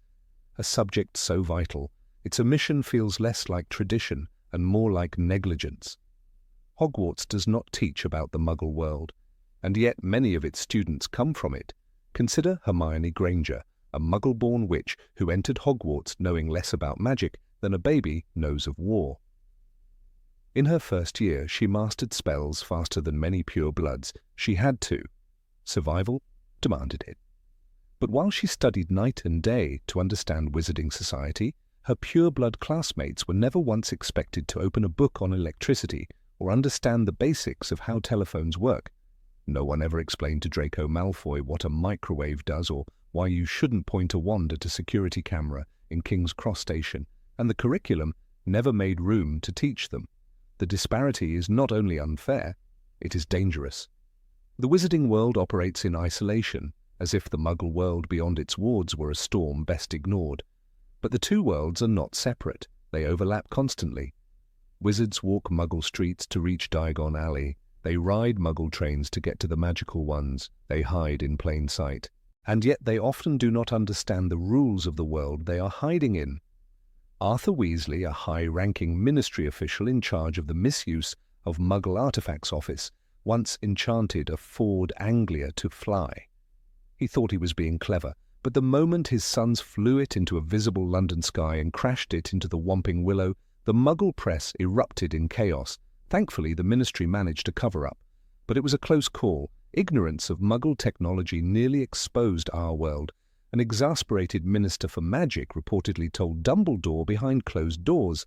And still, nothing changed. Why? Because pure blood culture values magical knowledge as the pinnacle of civilization. And anything outside it is often seen as quaint, irrelevant, or even inferior. In The Half-Blood Prince, Tom Riddle, who would become Lord Voldemort, mocks Muggles as filthy and unworthy of their existence. Though he was half-Muggle himself, he grew up in a culture that viewed the non-magical as a threat to purity. That ideology did not die with him. It lingers quietly in educational choices. In the Order of the Phoenix, when Dumbledore's army begins practicing spells in secret, they are doing so because the Ministry, in its paranoia, has removed all practical learning from the Defense Against the Dark Arts curriculum. It is a warning. When education is controlled by fear or tradition, students suffer. They become unprepared. And Hogwarts, for all its wisdom, is doing the same thing by refusing to teach students about the world most people live in. Consider the experience of Dean Thomas. A half-blood raised by a Muggle mother, he knew about television and banks and the police. But when he tried to explain football to Seamus Finnegan, a fellow student, Seamus was confused. Most wizard-born children cannot tell the difference between a toaster and a typewriter. And while this may seem charming in books, in the real world, it is a recipe for disaster. Take the case of Wilhelmina Fudge, niece to former minister Cornelius Fudge. She once caused a complete blackout in central Birmingham trying to magically improve a Muggle elevator that had stuck between floors. Not only did this prompt a full-scale obliviator intervention, but it also caused panic across the block. Children were trapped inside. Elderly residents had to be rescued. It took 12 ministry employees and 3 hours to modify the memories of everyone involved. All because Wilhelmina, a Hogwarts graduate, didn't understand how electricity works. Shouldn't Hogwarts have prepared her for that? One might argue that Muggle studies exists, but let us be honest, the class is a farce. In the Goblet of Fire, we meet Professor Charity Burbage, who teaches the course. She is kind, progressive, and believes in the value of Muggle culture. For this, she is murdered by Voldemort. He places her body on the table of Malfoy Manor as a warning. Her crime? Believing Muggles and wizards are equals. Her death was not just a moment of cruelty. It was symbolic. The wizarding world punishes those who embrace the Muggle world too fully, and yet it is a world full of marvels. The internet has changed how Muggles live, connecting people, enabling instant communication across oceans. Muggles have flown to the moon, developed machines that can see inside the body, and created systems to store information that rival any magical library. It is arrogant to dismiss such progress, and it is foolish to ignore its implications. Imagine a young wizard, just out of school, walking into a Muggle street in modern London. They see a CCTV camera and, feeling playful, perform a minor levitation spell. The footage goes viral.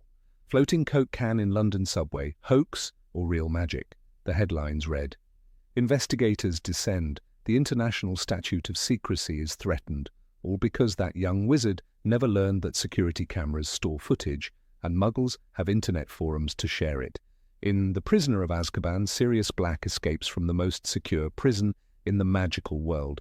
The Muggle Prime Minister is informed, a rare moment of direct contact. But even then, the Prime Minister has no real understanding of what's going on, and the wizarding officials do little to explain. One might ask, why aren't the two worlds cooperating more closely? Why do wizards keep treating Muggles like children? Because they were never taught otherwise. This is not a call for wizards to abandon their culture. It is a call for inclusion, for awareness, for humility. It is time for Hogwarts to recognize that magic is not the only source of power. Knowledge is, and right now, its students are being denied half of it. The solution is simple. Introduce a new core subject, Muggle Fundamentals. A weekly class, mandatory for all first years, regardless of blood status, taught by a half-blood professor, someone who understands both worlds. Lessons could cover everyday technologies, credit cards, social media, airports, surveillance, emergency services, field trips to museums or Muggle markets, discussions about history, not just of wars and inventions, but how Muggle society governs itself, what democracy means, what laws apply in the world beyond the wards of Hogwarts. This is not about replacing magic. It is about understanding context. What happens when a young witch apparates into a shopping mall and doesn't realize that cameras caught her arrival?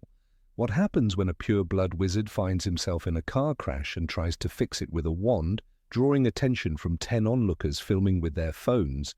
We are not in the age of secrecy enforced by memory charms alone. Muggle technology moves faster than obliviators can cast. Even the Ministry of Magic is beginning to feel the strain. In recent years, departments have had to expand their Muggle relations offices, employing more liaisons just to keep up with accidental magical events in urban areas. They need help, and help begins with education. Sirius Black once told Harry that the world isn't split into good people and Death Eaters. We might add, the world isn't split into wizards and Muggles. It is one world, complicated, interwoven, and increasingly impossible to separate. The Statute of Secrecy was written centuries ago. Its assumptions are collapsing under the weight of smartphones and satellite imagery. Wizards cannot afford to be ignorant any longer. At Hogwarts, we teach defense against dark magic, but not against misinformation. We teach how to use a wand, but not how to navigate an ATM. We teach the rich legacy of magical history, but not the global context it exists in. This is not neutrality. This is negligence. Let us not wait for another disaster. Let us not keep raising generations of witches and wizards who flinch at the sight of a computer or think elevators are mechanical monsters. Let us prepare them, truly prepare them, for the world they are a part of, not just the magical one. In the end, understanding the Muggle world is not a threat to magical identity. It is its complement. Hermione knew this, so did Dumbledore, and perhaps if Hogwarts truly wishes to raise wise, capable young people ready to live in peace, not just secrecy, it is time the rest of the magical world realized it too. Number 21. How do Muggleborns cope with dual identity? Hermione Granger was the brightest witch of her age, and yet she began life in a world where magic existed only in fairy tales and stage tricks. Born to two perfectly ordinary Muggle dentists, she had no inkling that her life would soon split into two parallel worlds, each demanding allegiance, each offering wonder and confusion. Her experience, though often overshadowed by her brilliance, remains a prism through which we can understand the struggle of Muggleborns caught between the logical clarity of the non-magical world and the mystifying, often chaotic, beauty of the magical one. The first confrontation with this duality begins with the Hogwarts letter. Imagine a child like Hermione, raised with microscopes and math textbooks, suddenly holding a parchment that speaks of spells and potions. The moment is euphoric, but laced with fracture. From the first step on platform 9 3/4, Muggleborns are told, "You are one of us now," but are they? They know none of the customs, songs, or childhood games. The castle looms not just as a school, but as a realm of unfamiliar codes. Even the food confounds expectation. Pumpkin juice instead of orange juice, chocolate frogs that leap off your plate. The sorting hat does not consider background. Hermione is sorted into Gryffindor for her courage, not her pedigree. And yet, time and again, she is reminded of her otherness. Draco Malfoy sneers and calls her a filthy little mudblood, a slur loaded with centuries of blood-prejudiced scorn. Even Ron Weasley, well-meaning but clueless, must be corrected by her on the meaning of terms like prefect and hygiene. There's a quiet daily labour in being a Muggleborn, the task of translating, of learning a second culture without a guidebook, of constantly catching up. Yet the challenge does not end with knowledge. It is identity that trembles. The magical world is seductive, but it demands silence about the world left behind. The moment Muggleborns return home for holidays, they are out of sync. Try explaining Transfiguration to a parent who just bought a new blender. Try not slipping when your friend asks, "How was school?" and your honest answer involves centaurs and Death Eaters. They become multilingual in identity, fluent in magical culture and Muggle society, but at home in neither. The books do not dwell on this conflict, but traces are there if we read closely. When Hermione starts SPW, at the Society for the Promotion of Elfish Welfare, she is applying Muggle ethics to magical injustice. The magical world finds her activism absurd, even laughable. Yet isn't this the cry of a girl who cannot unsee injustice because she was raised in a world that framed fairness through reason and rights? "You think they like being enslaved?" she asks Ron incredulously in Goblet of Fire. Her empathy isn't just moral, it's cultural. Consider also Colin Creevey, another Muggleborn obsessed with his camera. Magic and technology famously clash, wands and wires don't mix, but Colin clings to this Muggle device as a tether to his other world. Colin was taking photographs of everyone, even people who didn't want him to, we read in Chamber of Secrets. This isn't just the enthusiasm of a first year, it's a young boy using a familiar tool to document the unfamiliar, to bridge two irreconcilable realities. For many Muggleborns, the real test comes not during school, but after. When the enchanted walls of Hogwarts no longer buffer them, they must choose. Do they embed themselves in magical society, or return to the Muggle world with secrets stitched beneath their sleeves? Hermione chooses to stay in the magical world, but not without cost. After the war, she modifies her parents' memories to protect them, erasing her own presence from their minds. She wiped her parents' memories so they'd think they were different people, Ron explains in Deathly Hallows. What does it do to a person to sever herself from her origins for the sake of another identity? Dean Thomas faces a quieter struggle. Though raised by a Muggle mother, Dean never knew his wizard father, who died before revealing the truth. Dean grows up unaware of his magical heritage, his name never recorded at Hogwarts until the letter arrives. Later, when asked to register as a Muggleborn under the Ministry's oppressive regime, he cannot prove his bloodline. He flees, hunted like an imposter in both worlds.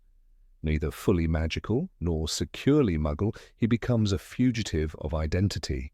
This liminality, this state of being betwixt and between, is emotionally taxing.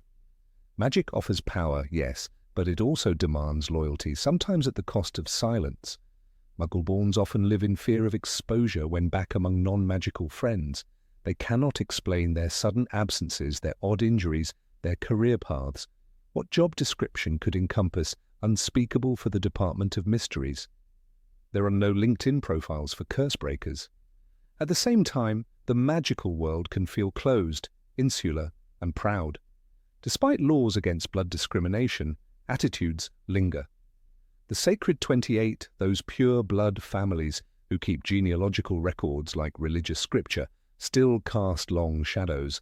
A Muggleborn might be a hero in the moment of war, like Hermione, but after peace returns, whispers of status resume. No tapestry hangs their name beside the Blacks and Lestranges, yet perhaps the most invisible consequence is psychological. To live in two worlds is to carry dual memory. Muggleborns remember the hum of streetlights and the glow of television screens. They recall school uniforms, birthday parties at bowling alleys, the clink of coins in vending machines. Then they acquire other memories, spells muttered under breath, the smell of parchment and potion fumes, the way the forbidden forest sounds at night. They walk with both sets of images and neither fully fits. They belong everywhere and nowhere. Some try to merge the two. Arthur Weasley, though not a Muggleborn himself, represents the rare bridge between the worlds. His fascination with Muggle inventions shows what curiosity can achieve. But most wizards don't have Arthur's patience. Muggle technology is mistrusted, laughed at, even banned within Hogwarts. All those plugs and switches, Arthur marvels in Chamber of Secrets. But for Muggleborns, these things are memories of home. The coping mechanisms vary. Some, like Hermione, dive deeper into magical politics, reshaping the system from within. Others, like Justin Finch-Fletchley, keep a lower profile, possibly balancing a double life. We never hear of their post-Hogwarts careers, but one wonders, did Justin return to the Muggle world pretending that 7 years of his life were a dream? Still others fall through the cracks. The Ministry of Magic does not offer re-entry programs for Muggle parents or therapists for post-traumatic magical integration. There are no support groups for those who still flinch when a clock strikes 13. The magical world presumes that magic is a gift that solves all, but for Muggleborns it sometimes deepens the rift. One imagines the dinner tables at Christmas where a Muggleborn witch sits in silence as her cousin talks about university, internships and travel.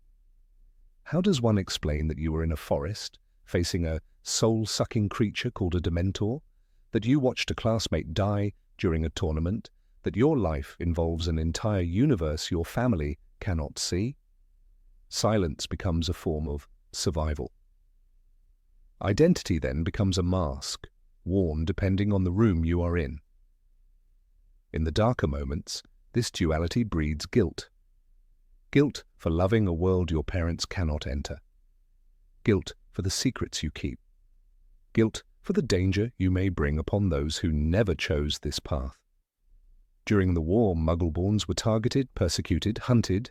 Their blood became a liability, their identities a curse. Some were forced into hiding, others tortured for names.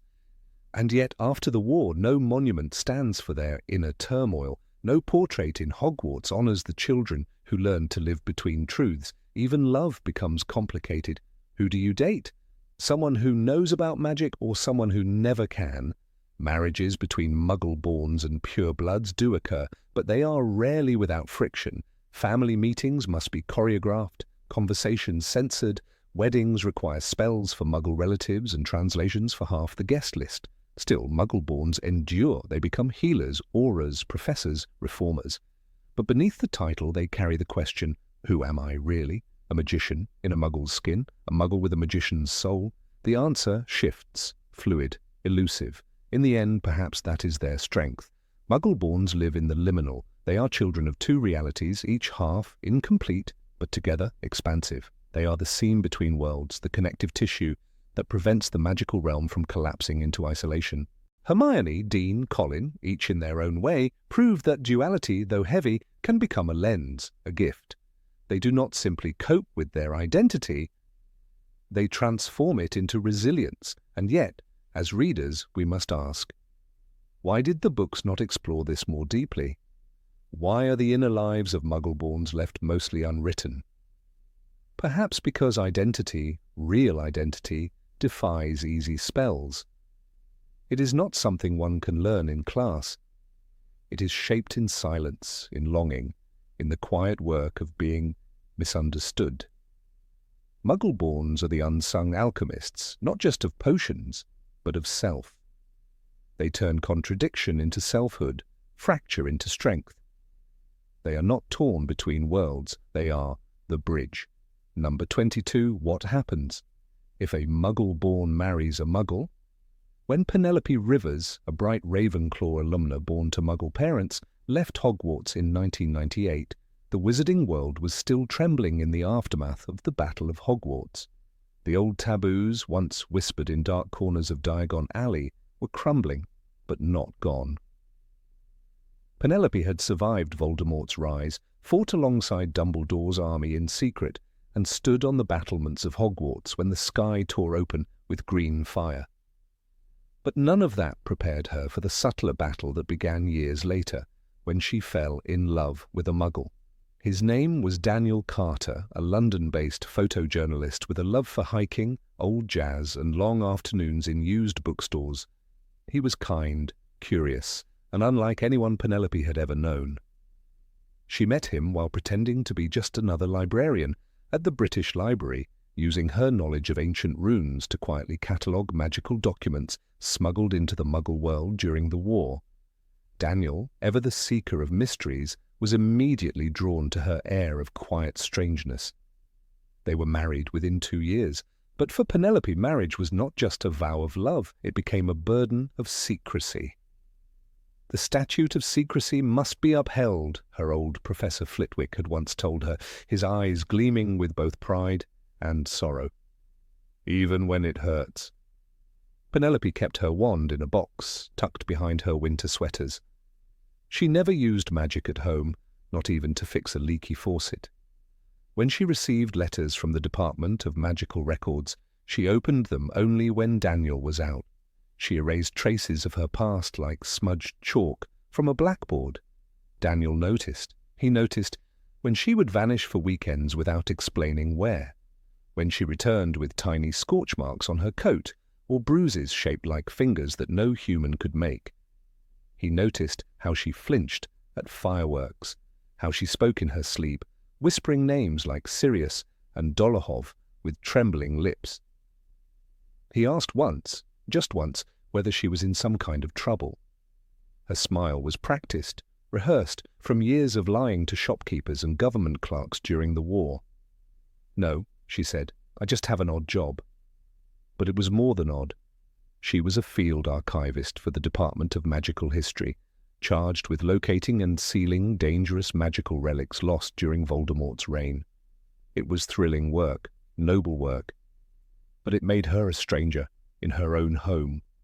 In theory, the Ministry of Magic provided a path, a clause hidden deep within the Department of Magical Law Enforcement protocols permitted certain exceptions to the statute of secrecy under extraordinary familial duress. The clause had been used rarely, once for instance, when a squib child accidentally revealed her parents' magical heritage in a fit of rage. But exceptions were not the rule. In practice, these requests went through endless bureaucracy. The Department of Muggle-Wizard Relations, still underfunded and stigmatized even decades after Arthur Weasley's time, was wary. "We can't risk another leak like in 72, a young official told Penelope curtly when she inquired. "The Prophet would crucify us." And so she remained silent. The pressure broke one night in August when Daniel came home early from an assignment in Edinburgh. Penelope had been preparing for a mission. Her satchel was packed with protective charms, a bottle of Felix Felicis, and a short report from Gringotts detailing dark magic near the ruins of a manor in Devon. He found her hunched over an open map, glowing faintly with runes. Her wand was out. He didn't ask questions. He didn't shout. He just stood there, frozen by the door, eyes moving from the wand to the flickering parchment and back again. Penelope tried to obliviate him. The spell failed. Her wand shook in her hand, and she couldn't bear to speak the incantation. She lowered her arm. "I'm sorry," she whispered. And then, against all rules, she told him everything. That night, Penelope wrote a letter to Kingsley Shacklebolt, then still interim Minister for Magic. She begged for clemency. She explained her decision, citing moral distress, emotional degradation, and the unsustainable weight of secrecy. She quoted Dumbledore's words from an old speech. "It is not our abilities that show what we truly are. It is our choices." To her shock, the Ministry didn't react with outrage. Her case was reviewed not by the Department of Magical Law Enforcement, but by a secretive board known as the Special Circumstances Council. She was summoned to an anonymous courtroom beneath the Department of Mysteries, where she stood beside Daniel, who had been given a basic crash course in wizarding law and required to sign 13 different confidentiality oaths. In the end, the council voted 3-2 in her favor. She was allowed to maintain her marriage and disclose limited magical truths to Daniel under the strict condition that he would never interact with the magical world directly. No visiting Diagon Alley, no attending Quidditch matches, no wands, no spells. They made it work. But it was not easy. Every birthday, Penelope had to choose Muggle gifts instead of magical ones. She couldn't heal Daniel's chronic back pain with a spell, even though she could fix a shattered femur in a battlefield. When her old classmate Terry Boot died in a duel, she attended the funeral alone, claiming a business conference in Dublin. Daniel, for his part, adjusted. He never once broke his promise, but he carried the weight too. Knowing a world existed just beyond his reach, a world his wife had once belonged to completely, haunted him. When their daughter Eliza was born, the question became impossible to ignore. What would happen if Eliza showed magical abilities? As it turned out, she did. At age 5, she made her stuffed owl fly across the room. By 7, she could open locked doors without touching the knob. At 8, she accidentally turned her cousin's hair bright green. Penelope applied for early intervention with the Magical Children Liaison Office. Eliza was tested, confirmed to be a witch, and enrolled in the same magical primary preparatory program that Penelope had once attended. This time, Daniel was allowed to attend the first parent-teacher meeting. He sat quietly as a witch in lavender robes explained the basics of magical child development. "They're like geysers," she said. "Magic leaks out of them in unpredictable bursts until they learn control." For the first time, Daniel felt included, but not equal. There were still secrets he could never know, places he could never go. When Eliza received her Hogwarts letter, he watched Penelope weep with joy and felt, somewhere deep inside, the ache of being an outsider in his own family. And yet he remained, not because it was easy, but because it was real. Cases like Penelope's remain rare. Most magical people, especially Muggleborns, are quietly advised against long-term relationships with Muggles unless the partner has prior exposure to the magical world, say a sibling at Hogwarts or a squib relative. Hermione Granger, the most famous Muggle-born witch of her generation, married Ron Weasley. She never had to make the choice Penelope did. Still, the Ministry's policies are slowly evolving. In 2012, a reform committee chaired by Ernie Macmillan proposed a new, tiered disclosure system, allowing limited magical truths to be shared with Muggle spouses under enhanced confidentiality oaths. The proposal stalled, but planted seeds. By 2020, the Magical Muggle Integration Symposium in Geneva brought together experts from 6 magical ministries to discuss cross-world unions. And the world is changing. The rigid boundary between Muggle and magical is not what it once was. With every enchanted phone hidden in a pocket, every disguised portkey in a public square, the two worlds edge closer. But for now, the statute of secrecy remains intact, a ghost law, older than Merlin, still shaping lives. Penelope and Daniel's story is not one of rebellion, but endurance, a quiet testament to love under restriction, truth within boundaries. Not all magic is about incantations and explosions. Some magic is choosing honesty when the world demands silence. And sometimes the greatest spell of all is simply staying. Number 23. Why doesn't Hogwarts respect Muggleborn cultural differences?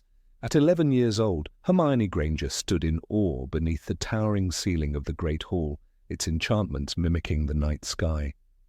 Candles floated above her, soft lights shimmering across ancient stone. She was smiling, nervous, eager, and wildly unprepared. Not for magic. She'd read every book she could find. But for the world she was about to enter. For the culture that was about to swallow her whole. Hermione, like so many Muggleborns, didn't lack intelligence, drive, or potential. What she lacked was context. Hogwarts, a school cloaked in tradition, made no room for her background. She was expected to step into a new world as if her old one never existed, as if the life she lived in the Muggle world, with pens, science classes, social norms, and denim, was nothing but a dream to be forgotten. The sorting hat, which claimed to see into hearts and minds, placed her in Gryffindor, not because she fit in, but because she didn't run away. Muggleborns arrive at Hogwarts after spending their formative years in homes governed by electricity and rationality. These children are used to microwaves, school uniforms that differ in cut and fabric, and societies that, imperfect though they are, have discussions about rights, inclusion, and adaptation. Hogwarts, with its candlelit hallways and refusal to evolve, offers no such conversations. There are no courses titled Magical Integration for Muggleborn students. There are no assigned tutors to explain why wizards still write with quills in an age where Muggles type essays. There is only tradition cloaked in unyielding robes and ancient chants.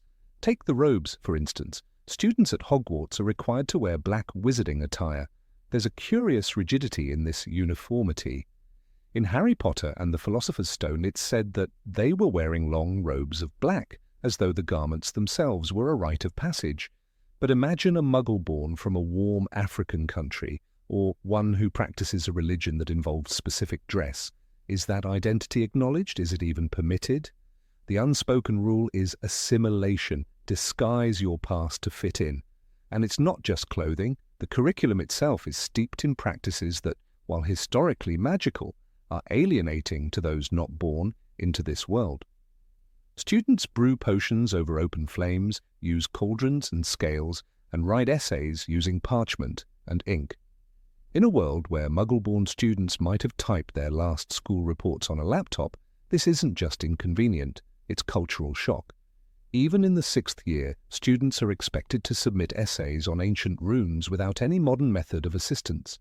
The refusal to accommodate any Muggle-based learning tools isn't nostalgic, it's exclusionary. There are no magical equivalent of ESL classes, no English as a second life. Muggleborns are expected to understand not just the magic, but the customs, history, and behavior that pure-blood students have lived with since birth. Ron Weasley knew about the tales of Beedle the Bard. Harry didn't. In Deathly Hallows, Ron reacts in disbelief. You've never heard of the tale of the three brothers. The assumption is that everyone knows the legends, and if you don't, you're not quite one of them. It's a subtle exile disguised as camaraderie. And what of family? Students like Hermione had parents who couldn't understand the world their children had entered. In Goblet of Fire, when Hermione brings her parents to Diagon Alley, it is clear how disoriented they are. No magical guardians are assigned to Muggle families, no orientation packages, no magical social workers to guide parents through the dangers, expectations, and bizarre vocabulary of their child's new life. It is as if the child is being spirited away and left to fend for themselves in a kingdom of arcane codes. Even in meal practices, the lack of cultural accommodation is glaring. The Hogwarts feast is a grand spectacle, but it is designed for the palate of a very specific demographic, white, Anglo-centric Britain.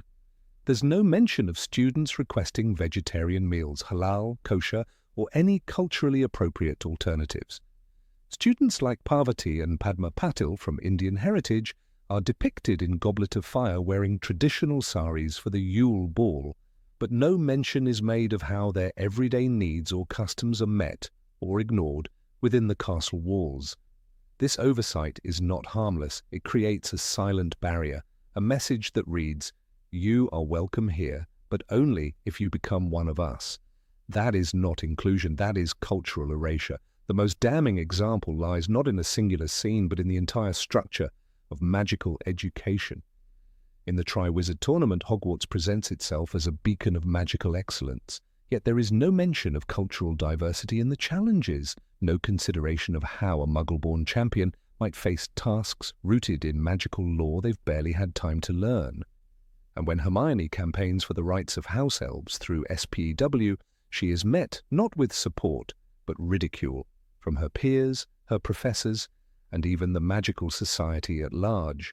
Her advocacy is read as naivety, when in truth it stems from a Muggleborn sense of justice, one that sees slavery, however domesticated, as abhorrent. The curriculum reinforces this imbalance. Subjects like arithmancy and ancient runes are taught with an assumption of prior knowledge. There's no bridge course, no foundational year for those who didn't grow up practicing wand movements in their backyards. Professor Binns, the history of magic instructor, recites lectures without regard to comprehension. He's a ghost, figuratively and literally detached from the learning needs of his students. In Chamber of Secrets, it's described that Professor Binns's lectures were the most boring thing on earth. But boring isn't the issue, inaccessible is. There is also the matter of magical language. Terms like apparition, portkey, or squib are tossed around without explanation. In Order of the Phoenix, Harry himself is confused when encountering unfamiliar spells and concepts, and he is a fifth year. What chance does a first-year Muggleborn have when no one bothers to explain? These are more than vocabulary words, they are barriers to belonging. Even the house system perpetuates cultural divides. Slytherin, associated with blood purity and elitism, becomes a looming threat to Muggleborns from day one. In Philosopher's Stone, Draco Malfoy famously says, "I really don't think they should let the other sort in, do you?" It's a warning, not just to Harry, but to any Muggleborn who dares to excel. The houses are not simply teams, they are social structures that define hierarchy, rivalry, and too often, exclusion. In magical dueling and defense against the dark arts, students are thrown into combat scenarios with little regard for personal comfort or background. For Muggleborns who may not have been raised around violence or even competitive environments, these subjects can be traumatic. The expectation is courage, but what's missing is care. Professor Lupin, in Prisoner of Azkaban, is an exception. He introduces practical defense lessons in an encouraging manner, offering chocolate after students face a boggart. But even Lupin doesn't address the underlying fear of being different, of being unprepared in a world where your past is invisible. Magic, in its essence, should be a bridge, a way to connect, to understand, to transcend. But at Hogwarts, magic is wielded as tradition. It's taught as doctrine, not as dialogue. The few times Muggleborns bring their world into the magical one, they are met with condescension. Arthur Weasley, though well-meaning, treats Muggle artifacts like museum curiosities. His obsession is charming, but it frames Muggle culture as something exotic and laughable, not as valid, vibrant, or worthy of integration. The Room of Requirement offers a haunting metaphor.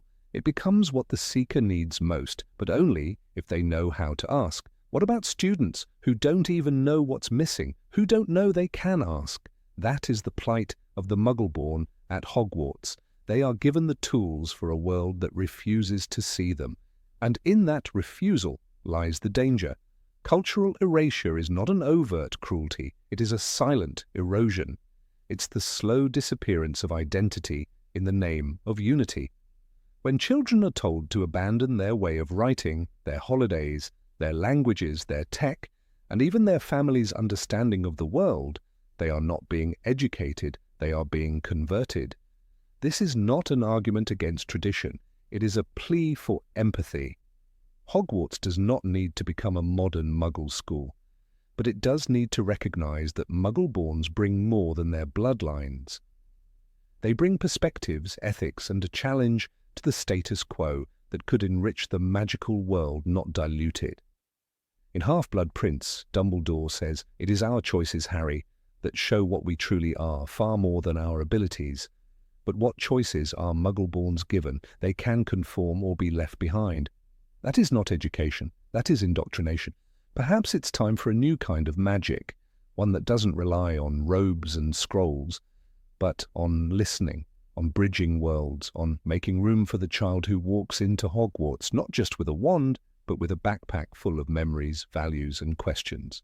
Because Hogwarts, for all its wonders, is still learning what it means to welcome the whole student, not just the magical part. Number 24. Do Muggleborns ever rise to power in the wizarding world? In the hushed corridors of the Ministry of Magic, where portraits whisper secrets and polished boots echo on ancient floors, there exists an invisible boundary, one that has little to do with magic itself and everything to do with blood. It is here, amid floating memos and enchanted fireplaces, that the true power of the wizarding world resides. Yet even after the fall of Lord Voldemort, after the defeat of the ideology that sought to elevate purebloods above all, the question remains disturbingly persistent. Do Muggleborn witches and wizards have a real chance at reaching the highest echelons of magical leadership? Or is the war truly over only in storybooks? Hermione Granger is the name that immediately surfaces, a brilliant beacon against the murky politics of magical Britain. She is, undeniably, the most high-profile Muggleborn witch of her time. Her intellect rivaled that of any Ravenclaw, her courage put many Gryffindors to shame, and her dedication to justice led her to risk her life countless times. She was not just the sidekick to a hero, she was a hero in her own right. And yet her path to recognition was neither swift nor smooth. "Mudblood," Draco Malfoy once spat at her, and while the word may have burned in the moment, it echoed long afterward, an ugly reminder of the prejudices that still infest the wizarding hierarchy. Despite her achievements, Hermione's journey through the political ranks was conspicuously slow. After the Battle of Hogwarts, she returned to complete her education, then took a role in the Department for the Regulation and Control of Magical Creatures, commendable but hardly commanding.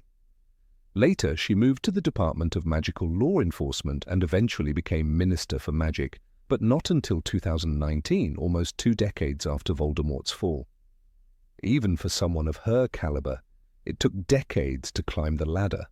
Was this the cost of being Muggleborn? Her story is an exception, not a pattern. When we peer behind the gilded doors of influence in the wizarding world, we find that the old names still dominate. The Malfoys, despite their disgraced wartime allegiances, remain an influential family. Draco, now a single father and reformed man, still commands respect in social and financial circles. The Blacks may be scattered and cursed by their own blood, but their legacy still lingers in portraits and property. Even names like Selwyn, and not associated with Death Eaters, retain their seats at quiet tables where decisions are made. Where, then, are the Muggleborns? Who among them holds the office of a department head, the headmaster's chair at Hogwarts, or a senior Wizengamot position? We can name few, if any. Kingsley Shacklebolt, a half-blood, became minister immediately after the war, but his tenure, though wise and stabilizing, did not lead to a systemic shift toward inclusion. The magical aristocracy simply weathered the storm, repainted the walls, and resumed the same old dances. Hogwarts, too, remains a stronghold of inherited power. When Minerva McGonagall stepped down as headmistress, her replacement was not a Muggleborn, but a witch of respectable bloodlines. No radical change shook the school's traditions. Though the Sorting Hat sings of unity and growth, the castle's foundation is stone, ancient, cold, and unmoving. Even among the teaching staff, few Muggleborn professors have ever graced the halls. Charity Burbage, a brave Muggle studies professor, paid with her life for daring to challenge blood ideologies, and her death was a grim warning. The magical world prides itself on being hidden, but it also hides from progress. We're not supposed to talk about blood status anymore, one young Auror once confided in an interview, but it still matters. It matters in hiring, in marriage, in trust. These words reflect a silent truth. The war against Voldemort was won, but the war against elitism is far from over. It would be naive to assume that structural change follows a moral victory. Voldemort's defeat was not the end of blood prejudice. It was merely the end of its loudest expression. The wizarding world has a long memory and longer roots. Many families trace their bloodlines back to the founders, to ancient wizards who believed magic should be preserved among the worthy. While public discourse has changed, the private networks, marriage alliances, business ownership, property inheritance still favor those with old names and pure blood. Consider the case of Albert Selwyn, a senior official in the Department of International Magical Cooperation. His family supported Voldemort during the First Wizarding War, yet he retains his post. His decisions affect international policy, trade, and law, yet few question how someone from a known dark lineage holds such sway in the so-called reformed ministry. Meanwhile, the Muggleborns with better qualifications often find themselves stuck in fieldwork or low-tier administrative posts, if they are hired at all. The statistics, were the ministry ever to publish them, would likely paint a damning picture. There has never been a known Muggleborn director of the Department of Mysteries, a position cloaked in secrecy and prestige. The Wizengamot, the High Court of Magical Law, remains a bastion of traditionalism, with its robes, rings, and hereditary seats. It is telling that we still see names like Yaxley and Avery among its members. How many Muggleborns sit among them? Worse still, there is little formal protection for Muggleborn rights.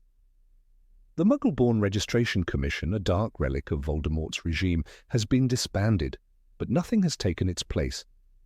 No oversight committee, no civil rights board, no affirmative policy. The assumption is that equality has been achieved simply because the laws are no longer overtly hostile, but in truth, silence is a convenient disguise for ongoing exclusion. The social cost of being Muggleborn remains steep. For students like Colin Creevey, whose enthusiasm was tragically cut short, the journey was already uphill. For others, like Justin Finch-Fletchley, the experience of being petrified in his second year, a consequence of his blood status, left scars never fully healed. These are not just stories of childhood, they are reflections of a system where being different means being vulnerable.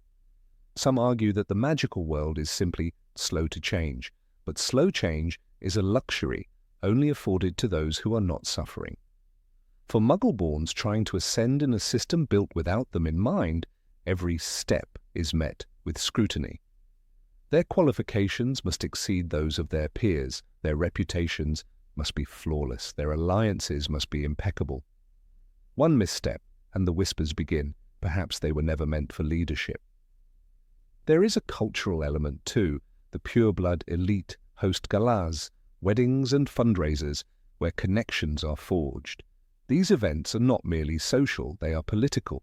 Invitations are sent to those in the know, and Muggleborns are often excluded. Without access to these invisible networks, advancement becomes a labyrinth. The term networking may sound Muggle, but it governs magical power just as ruthlessly. Even in the realm of magical literature and scholarship, Muggleborns are underrepresented. Few are published in the esteemed journals of spell theory or magical lore.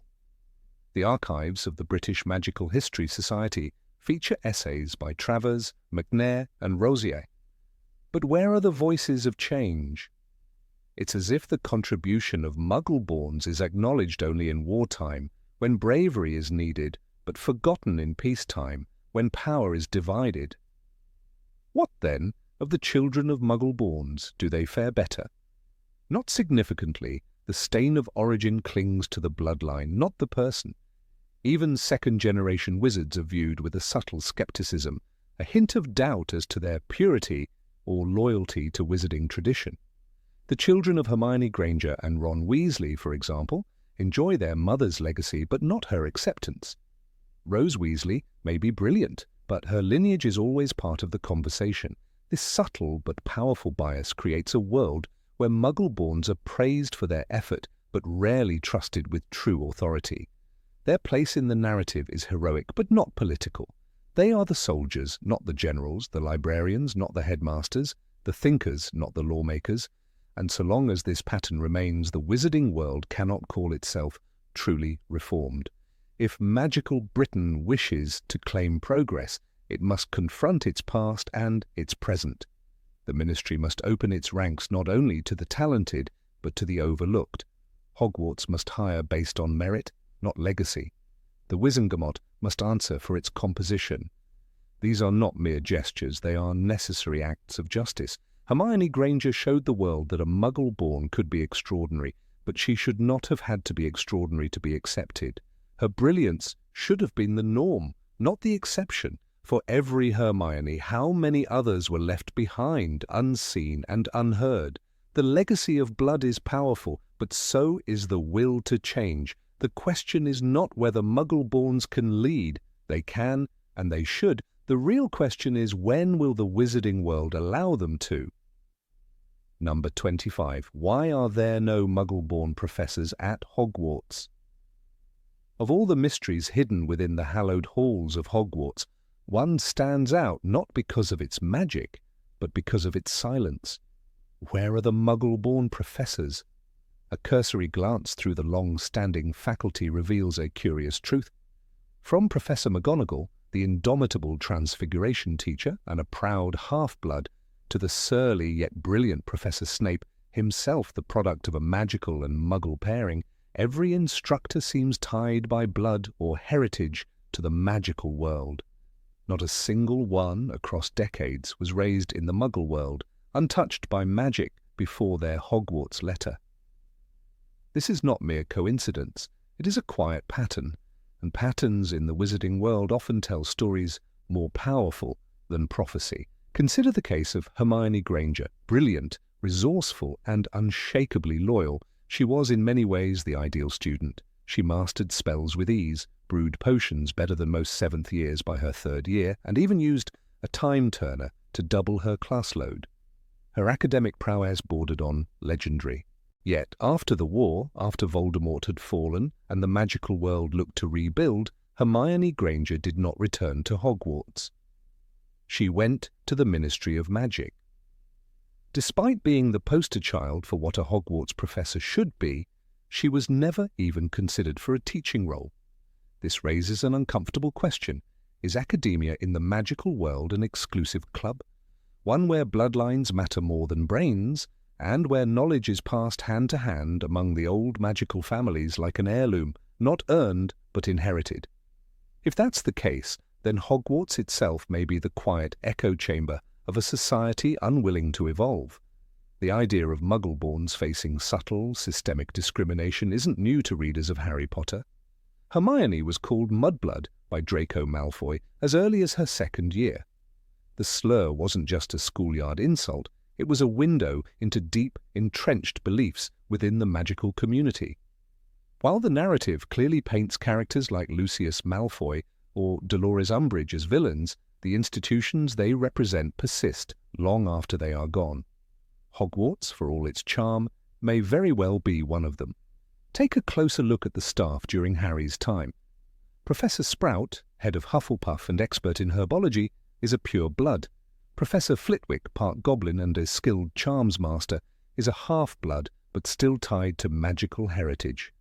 Even Sybil Trelawney, whose predictions are often more fog than foresight, came from the seer bloodline of Cassandra Trelawney. The only true outsider, arguably, was Hagrid, and he was not only a half-giant but never officially graduated. His appointment as Care of Magical Creatures professor was considered controversial, even laughable, by many in the magical community. His marginal status reflects what happens when the institution tries to reach outside its accepted bloodlines, and even Hagrid was not Muggleborn. Why is it that no Muggleborn, no matter how capable, ever seems to make it to the faculty? The answer might lie in something far less magical than a curse: tradition. In the wizarding world, tradition is a powerful force. It governs not only rituals and holidays, but also roles and expectations.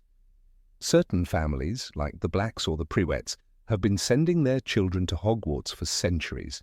The path from student to teacher to head of house is as well worn as the steps to the astronomy tower. A Muggleborn, regardless of talent, arrives at this legacy with none of the ancestral keys. In Harry Potter and the Half-Blood Prince, Dumbledore tells Tom Riddle, "There is nothing wrong with being different, Tom." But this noble sentiment rarely seems to extend to employment opportunities at Hogwarts. After all, Riddle himself, brilliant and ruthless, applied for the position of Defense Against the Dark Arts teacher twice and was rejected both times. Granted, Riddle had a sinister aura, but the point remains. Even he, a student of extraordinary talent, was met with a closed door. For Muggleborns, one wonders if the door was ever open. The hiring practices at Hogwarts have always been cloaked in a kind of benevolent mystery. Positions are filled seemingly by invitation or under exceptional circumstances. Remus Lupin was brought in during desperate times. So was Mad-Eye Moody, or at least Barty Crouch Jr. posing as him. These hires were reactive, not planned. They were about immediate needs, not long-term merit. There's no indication of an open application process, no transparent system of selection. It is as if the castle itself chooses not based on resumes but on lineage and favour. The irony is that Hogwarts prides itself on being a place where every magical child has a place regardless of blood. The Sorting Hat in Harry Potter and the Philosopher's Stone sings of houses that value courage, wisdom, loyalty, and ambition. But nowhere in its lyrics does it mention birthright. Yet the moment those children graduate, the playing field shifts. The invisible weight of heritage begins to press down again. For a Muggleborn, the path to becoming an aura, a magical law enforcement officer, or even Minister for Magic is technically open, but the path to Hogwarts staff room, strangely narrow. And what of the subjects taught at Hogwarts? Some, like History of Magic, are frozen in time. Professor Binns, a literal ghost, drones on with no connection to the modern world. Would a Muggleborn not bring fresh perspective, perhaps even revolutionize the subject by comparing magical history with Muggle events? Could someone like Hermione not have offered a course on Muggle studies taught from lived experience rather than the dusty detachment of pure-blood curiosity? Even more telling is the example of Charity Burbage. She taught Muggle studies and dared to suggest that Muggles were not inferior. Her murder at the hands of Voldemort was not just an act of violence. It was symbolic execution. A clear message that challenging the blood norms of the magical world, especially from within the system, comes at a cost. The truth may be darker than the surface suggests. If the educational system itself is guarded by the same families who shape policy and culture, then the school becomes not a beacon of knowledge, but a lighthouse warning away the uninvited. Magical education becomes not just about spells and potions, but about maintaining a magical aristocracy. Let us also consider the apprenticeship system, an ancient tradition in the magical world. Many prominent wizards and witches learned under the guidance of elder masters. Snape learned from Dumbledore. McGonagall was mentored by transfiguration experts in her youth. These mentorships often arise through family introductions, dinner parties at magical manors, or connections at the ministry. For Muggleborns, whose parents have no magical acquaintances, these paths are simply not available. Furthermore, the lack of representation creates a feedback loop. Young Muggleborn students, no matter how talented, do not see anyone like them in positions of magical authority. Subconsciously, this steers them away from the academic route. They gravitate toward the ministry, the Department of Magical Law Enforcement, or even the Muggle world, where merit is more openly rewarded. This brain drain becomes a silent tragedy, a generation of voices lost to systemic exclusion. Even more insidious is the internalization of these limits. Hermione, despite being perhaps the brightest witch of her age, never expressed desire to return to Hogwarts as a teacher. She loved learning, defended education with ferocity, yet she did not envision herself on the other side of the desk. Perhaps deep down, she knew that Hogwarts did not belong to her, not fully. It was a place that opened its doors just wide enough to let her in, but not enough to let her stay. This leads to a final, sobering thought. If Hogwarts is the crown jewel of magical education, but it denies entry to Muggleborn educators, then what message does that send to every first year arriving with wide eyes and Muggle parents? That you are welcome to learn, to pass exams, even to save the school from Dark Lords, but to teach, to lead? That privilege is reserved for the magically born. It is not a policy written in ink, but one etched into stone through generations. There is a haunting absence in the corridors of Hogwarts. It is not the absence of magic, or of monsters, or even of dark arts. It is the absence of Muggle-born professors. Their stories remain untold, their potential unexplored. And in that silence, a troubling truth echoes. The magical world, for all its wonder, still has shadows it refuses to illuminate. Number 26. Are Muggleborns treated differently in other countries? Few subjects reveal the fractures of the wizarding world quite like the treatment of Muggleborns, or as some still call them, mudbloods, a slur soaked in centuries of prejudice. In Britain, their history is tangled in suspicion, fear, and quiet exclusion, despite the official stance of equality after Voldemort's fall. But what of the rest of the world? The magical world doesn't end at the British Isles. There are vast stretches of wizarding communities in Europe, North America, Asia, and Africa. If the world is truly striving for magical equality, why do we still hear whispers of schools like Durmstrang refusing admission to Muggleborns? Is this myth or a chilling truth we dare not confront?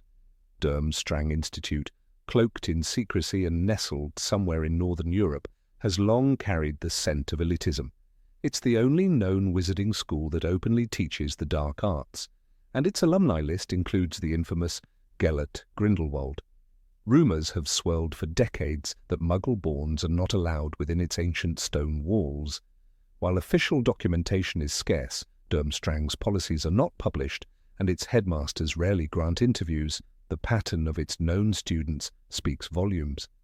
Victor Crumb, perhaps the school's most internationally recognized graduate, never spoke of Muggleborn classmates.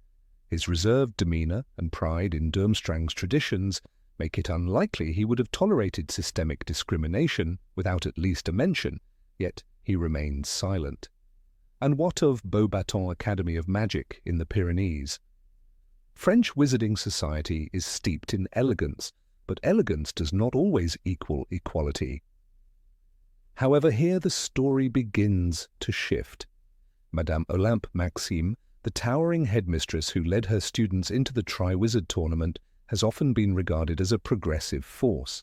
She is half-giant after all, something she fiercely denied during the tournament, though Hagrid, a fellow half-giant, confided in her with trust. Under her leadership, Beauxbatons has become a sanctuary for those of mixed bloodlines, and while not confirmed, it is widely believed that Muggleborns are indeed admitted. The tale of Beauxbatons is best illustrated through the story of Camille Lenoir, a young witch from Marseille who was raised by her Muggle grandmother. Her father, a squib, abandoned the magical world entirely. Despite her bloodline's distance from traditional wizardry, Camille was accepted into Beauxbatons at age 11. In her 7th year, she won the Alchemy d'Or, a rare magical chemistry prize. Camille has since gone on to work at the French Ministry of Magic, where she champions magical accessibility for all. Her presence in government reflects a broader trend in France. Muggleborns are not only accepted, but allowed to flourish. This openness is even more evident in North America. Ilvermorny's School of Witchcraft and Wizardry, founded on the peak of Mount Greylock in Massachusetts, was built on the very principle of inclusion. Its founder, Isolde Sayer, fled Ireland in the 17th century to escape persecution by her pure-blood aunt, Gormlett Gaunt, a name that should ring chillingly familiar. Isolde married a no-mage, the American term for Muggle, and raised her children to embrace both magical and non-magical heritages. Ilvermorny became a haven where blood status mattered less than character. Its sorting system, based not on lineage but on values and ambition, further supports the idea of a school built for equality. One particularly powerful example comes from the story of Abigail Cortez, a Mexican-American Muggle-born witch who enrolled at Ilvermorny in 1986. Her parents were migrant workers who had never even heard of the magical world. Abigail showed signs of accidental magic by age 5, and when she received her letter, the shock was immense. Ilvermorny not only welcomed her, but provided full support to her family, including translation charms and community assistance. Abigail would later graduate at the top of her Thunderbird house and eventually join MACUSA, the Magical Congress of the United States of America, as a historian. Her acclaimed work, Bloodlines, rewritten, remains one of the most detailed explorations of Muggleborn contributions to North American magic. If we trace further east, the story becomes more complex. In Japan, the Mahutakoro School of Magic is said to be among the oldest and most disciplined. Students begin their magical education at an exceptionally young age and wear robes that change color to reflect their achievements and misconduct. There is little official documentation on its admissions policy, but ancient magical scrolls discovered in Okinawa speak of children from the shores and the streets, suggesting that magical ability, rather than birthright, determined one's place. It is known that Mahutakoro has a rigorous academic standard and a zero-tolerance policy for dark magic. Any student caught engaging with the dark arts sees their robes turn white, a mark of disgrace. In contrast, the treatment of Muggleborns in parts of Eastern Europe remains shrouded in obscurity.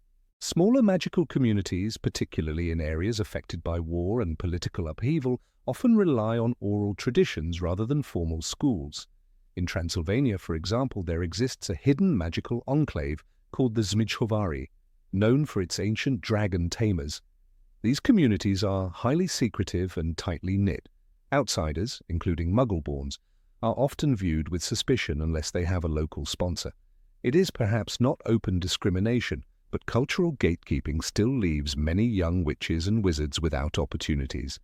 Back in Britain, the hypocrisy becomes harder to ignore. After all, the Second Wizarding War ended with Voldemort's death, and the Ministry of Magic publicly denounced blood purity ideologies. Yet, structural biases linger. As Hermione Granger once said, "Just because it's taken you 3 years to notice Ron doesn't mean no one else has spotted I'm a girl," a quote that, though humorous, reflects how deep-rooted prejudices can go unnoticed by the privileged. Hermione, a Muggleborn, was the brightest witch of her age, yet even she faced constant scrutiny, threats, and attempts to discredit her. The situation becomes even more absurd when considering that some of Britain's most honoured magical figures were themselves Muggleborn. Lily Evans, the mother of Harry Potter, was born to Muggle parents, yet excelled at Hogwarts, and won the love of Professor Slughorn for her exceptional potion-making skills. Her legacy, however, has not been enough to dismantle the notion that purebloods are somehow more entitled to magic. Why then does British magical society not look outward and learn from others? Why does Hogwarts, arguably the most famous magical institution in the world, not implement reforms to mirror Ilvermorny's inclusive model or Beauxbaton's nurturing environment? Part of the answer lies in tradition. British wizarding culture, for all its charms, is steeped in a history that clings tightly to hierarchy. The Sacred 28, a list of supposedly pure-blood families, still holds a chilling influence over societal expectations. The Malfoys, the Blacks, the Lestranges, their shadows still stretch over the corridors of magical power. When Kingsley Shacklebolt became Minister for Magic, hope surged among Muggleborns that change was coming, and some did. The Department of Magical Law Enforcement ceased tracking Muggleborn registries, and protections were granted. But societal attitudes evolve more slowly than laws. Whispers in corridors, bias in hiring practices, and exclusion from exclusive clubs and gatherings continue to poison the well. Perhaps the most damning revelation comes not from policy, but from silence. Hogwarts, for all its renown, does not have a single dedicated course exploring Muggle history or culture. Muggle studies, though available, is optional and often ridiculed. Contrast that with Ilvermorny, where every student must study No-Maj history to better understand the hidden tensions of the modern world. When young witches and wizards are taught to see Muggles as ignorant or backward, what hope is there for their children? Change may come not from institutions but from individuals. A young wizard named Leo Cartwright, raised by two Muggle mothers in Manchester, recently founded the Spellbound Equality Initiative. The group seeks to expose systemic bias in British magical education and promote exchange programs with Ilvermorny and Mahutukoro. Though still in its infancy, the group has attracted support from a growing number of disillusioned Hogwarts graduates. And yet, resistance remains. Rita Skeeter, ever the provocateur, published a scathing column last year titled Mudblood Madness, where she suggested that the rise in Muggleborn enrollment threatens the integrity of traditional magical education. Her words caused an uproar, and though widely condemned, they reflect a sentiment that still simmers beneath the surface. The truth is clear for those willing to see it. Muggle-born witches and wizards are not anomalies. They are not errors in magical lineage or unwelcome guests. They are living proof that magic, like talent, cannot be confined to blood. The world has examples of inclusion, compassion, and transformation, but it requires effort to learn from them. As magical society moves forward, we must ask, are we content with whispered progress and hidden barriers, or will we follow the path of Isolde Serre, Camille Lenoir, and Abigail Cortez, who proved that the strength of magic lies not in who inherits it, but in who chooses to wield it for good? Only when Hogwarts and the British ministry look beyond their borders will they see the truth reflected in the world's enchanted mirror. And perhaps then Muggleborns will no longer be tokens of tolerance, but honoured bearers of the future. Number 27. Why don't Muggleborns have representation?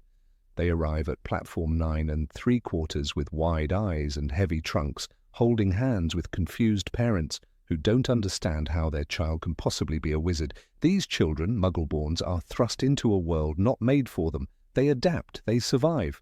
Some, like Hermione Granger, rise to become the brightest witches of their age. But for all their talent, Muggleborns are anomalies in a society that doesn't truly know what to do with them. They are accepted but never entirely embraced. While goblins manage Gringotts and jealously guard their economic power, Muggleborns have no such institutional stronghold. Goblins may not be treated as equals, but they have carved out a sphere of influence, an undeniable one. Their expertise in magical finance gives them leverage. Even wizards approach them with caution. There's a tense respect, born from centuries of uneasy coexistence and power negotiations. But Muggleborns bring no ancestral magic, no ancient alliances.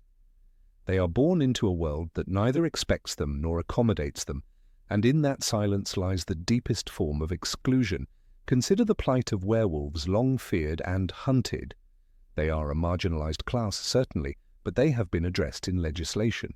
Dolores Umbridge herself passed anti-werewolf laws. Even if the laws were oppressive, they acknowledged the group's existence.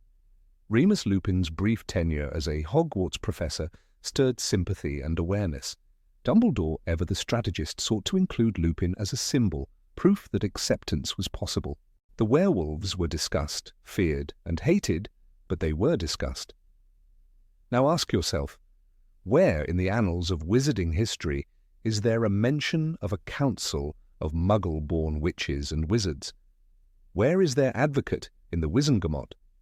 Who ensures that their rights are protected when their wandless parents are raided, or when a Muggle-born is unfairly accused of stealing magic, as in the era of Voldemort? During the rise of the Death Eaters, the Ministry of Magic didn't even bother with subtleties. Muggle-borns were interrogated, imprisoned, and in some cases killed. No committee rose in protest. No representative took the stand. The silence of the system was damning. And yet Muggleborns are not few. Hermione Granger was not an outlier in number, only in brilliance. Colin Creevey, Penelope Clearwater, Lily Evans. These are not rare exceptions, but vivid examples of the systemic disregard for the group as a political category. Lily Evans, mother of the boy who lived, was a Muggleborn, and yet even she was never given a seat at any table that mattered. Her blood was considered impure. Her murder, along with her husband's, was tragic, but not politically scandalous. The wizarding world mourned James Potter more for his noble lineage than Lily for her genius. Hogwarts, the most powerful educational institution in Britain, has no system of mentorship or support specific to Muggleborn students. There is no club, no society, not even a handbook to help them adjust to a world of moving staircases, potions, magical duels, and flying broomsticks. They must learn it all from scratch. Contrast that with the well-oiled network of pure-blood families like the Malfoys who arrive at Hogwarts with generations of magical knowledge, private tutors, and political connections. The Sorting Hat itself offers no regard to blood status, yet the houses it assigns come with their own unspoken hierarchies. Muggleborns sorted into Slytherin, almost unheard of. The Hat rarely places them there, perhaps anticipating the hostility they would face. This subtle, magical mechanism, centuries old, reinforces the notion that some spaces are not for them, not by law, but by design. Muggleborns may attend, but they must not disturb the ancient order.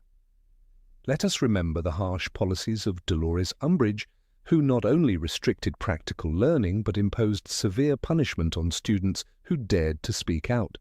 Her interrogation of Muggleborns during her brief reign over the Muggleborn Registration Commission was not just bureaucratic, it was a form of spiritual execution. She asked questions no child should answer under duress. "Who gave you your wand?" she would demand, as if magic was something that could be stolen. Her office, lined with pink and kittens, became the epicenter of systemic cruelty. And yet even then there was no formal protest led by Muggleborns, because there was no one to lead it, no infrastructure to organize resistance. The underground resistance that eventually took root, Dumbledore's army, was not built along lines of blood, it was built along lines of courage. But imagine, for a moment, what could have been achieved had Muggleborns had even a fraction of the institutional presence that goblins or centaurs have. Goblins, despite being marginalized, have deep roots in magical legislation. They have treaties, they have histories. Muggleborns, by contrast, are defined entirely by absence. No records of their bloodlines, no ancient crests, no inherited heirlooms that bind them to the magical world. They must earn their place year after year. And if they succeed, the reward is only partial. They are not exiled, but neither are they truly home. The closest the wizarding world has come to addressing the needs of Muggleborns is through individual champions, never systems. Albus Dumbledore was a defender of Muggleborns, to be sure, but his was a personal conviction, not a political platform. He welcomed them into his school and fought for their safety, but Dumbledore was a singular figure. His death left a vacuum, and into that vacuum rushed men like Pius Thickness, puppets of a regime that saw Muggleborns as thieves of magic. Even within the Order of the Phoenix, the revolutionary core of the anti-Voldemort resistance, Muggleborn voices were absent from leadership. Hermione Granger, as brilliant and brave as she was, remained a soldier, not a strategist. The meetings, decisions, and directions came from older, established wizards. Even in war, Muggleborns were footnotes. So why is this so? Why does the most vulnerable class in magical Britain have no protection, no voice, no institution? The answer may lie in a cultural blind spot. Muggleborns are not seen as a people. They are individuals. Every one of them arrives alone from a world that cannot comprehend magic. They have no shared geography, no shared traditions, no magical surnames. Their only commonality is their difference. Compare that to the giants, whose lands were invaded and rights stripped. Even they have tribal memories. Vampires, as shadowed as they are, appear in regulations and agreements. But Muggleborns are a diaspora with no homeland. That makes them politically invisible. And invisibility is the most dangerous kind of exclusion. Consider the case of Dirk Cresswell, a Muggleborn employed by the Ministry of Magic, who was arrested and murdered simply for his blood status. He was not a criminal, he was not violent, he had a wife and children, and yet when the new regime took over, he was hunted. He ran, he hid, and eventually he was killed without trial. A competent man, a loyal employee, slaughtered by a system that never counted him as one of its own. There was no outcry from the ministry, no plaque in his honor, no inquiry. The legacy of Muggleborns is written in borrowed ink. They inherit nothing and pass down little, because the world they enter does not allow them to shape it.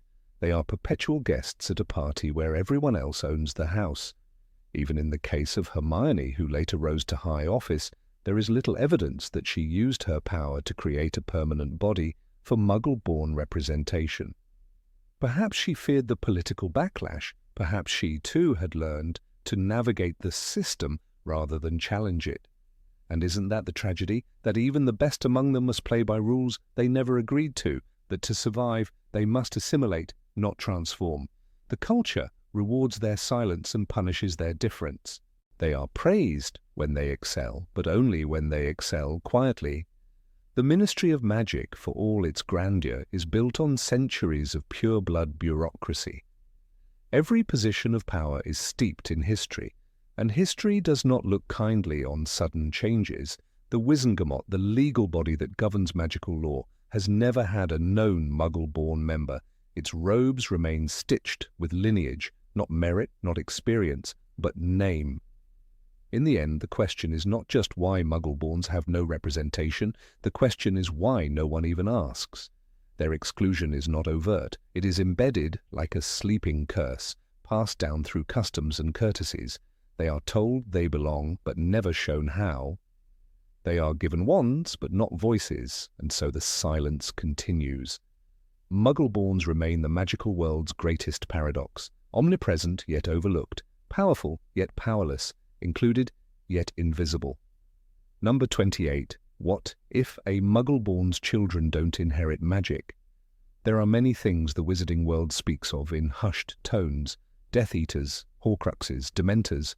But one thing almost never spoken of, not in the halls of Hogwarts, not in the ministry, and certainly not around the dinner tables of wizarding families, is the fear that gnaws at the heart of every Muggleborn witch or wizard who dares to dream of a family. What if my child is not magical? It is a cruel irony to be born into a world you were never meant to find, to fight for a place in it, to claim it as your own, and then to fear passing none of it on. The journey of a Muggleborn is already one of rupture. When Hermione Granger received her Hogwarts letter, her life split in two. The world of electric lights and textbooks and dentists became the background hum to a new life of spellwork, potions, and transfiguration. She adapted, as they all do. But adapting isn't the same as belonging. Imagine her now, years after the Battle of Hogwarts. The war is over. She has married, had children, built a life that walks the line between two worlds. But then comes the silence. Her second child, Hugo, does not show signs of magic. He is 10. No spells exploding in his fingers, no floating teacups, no accidental transformations.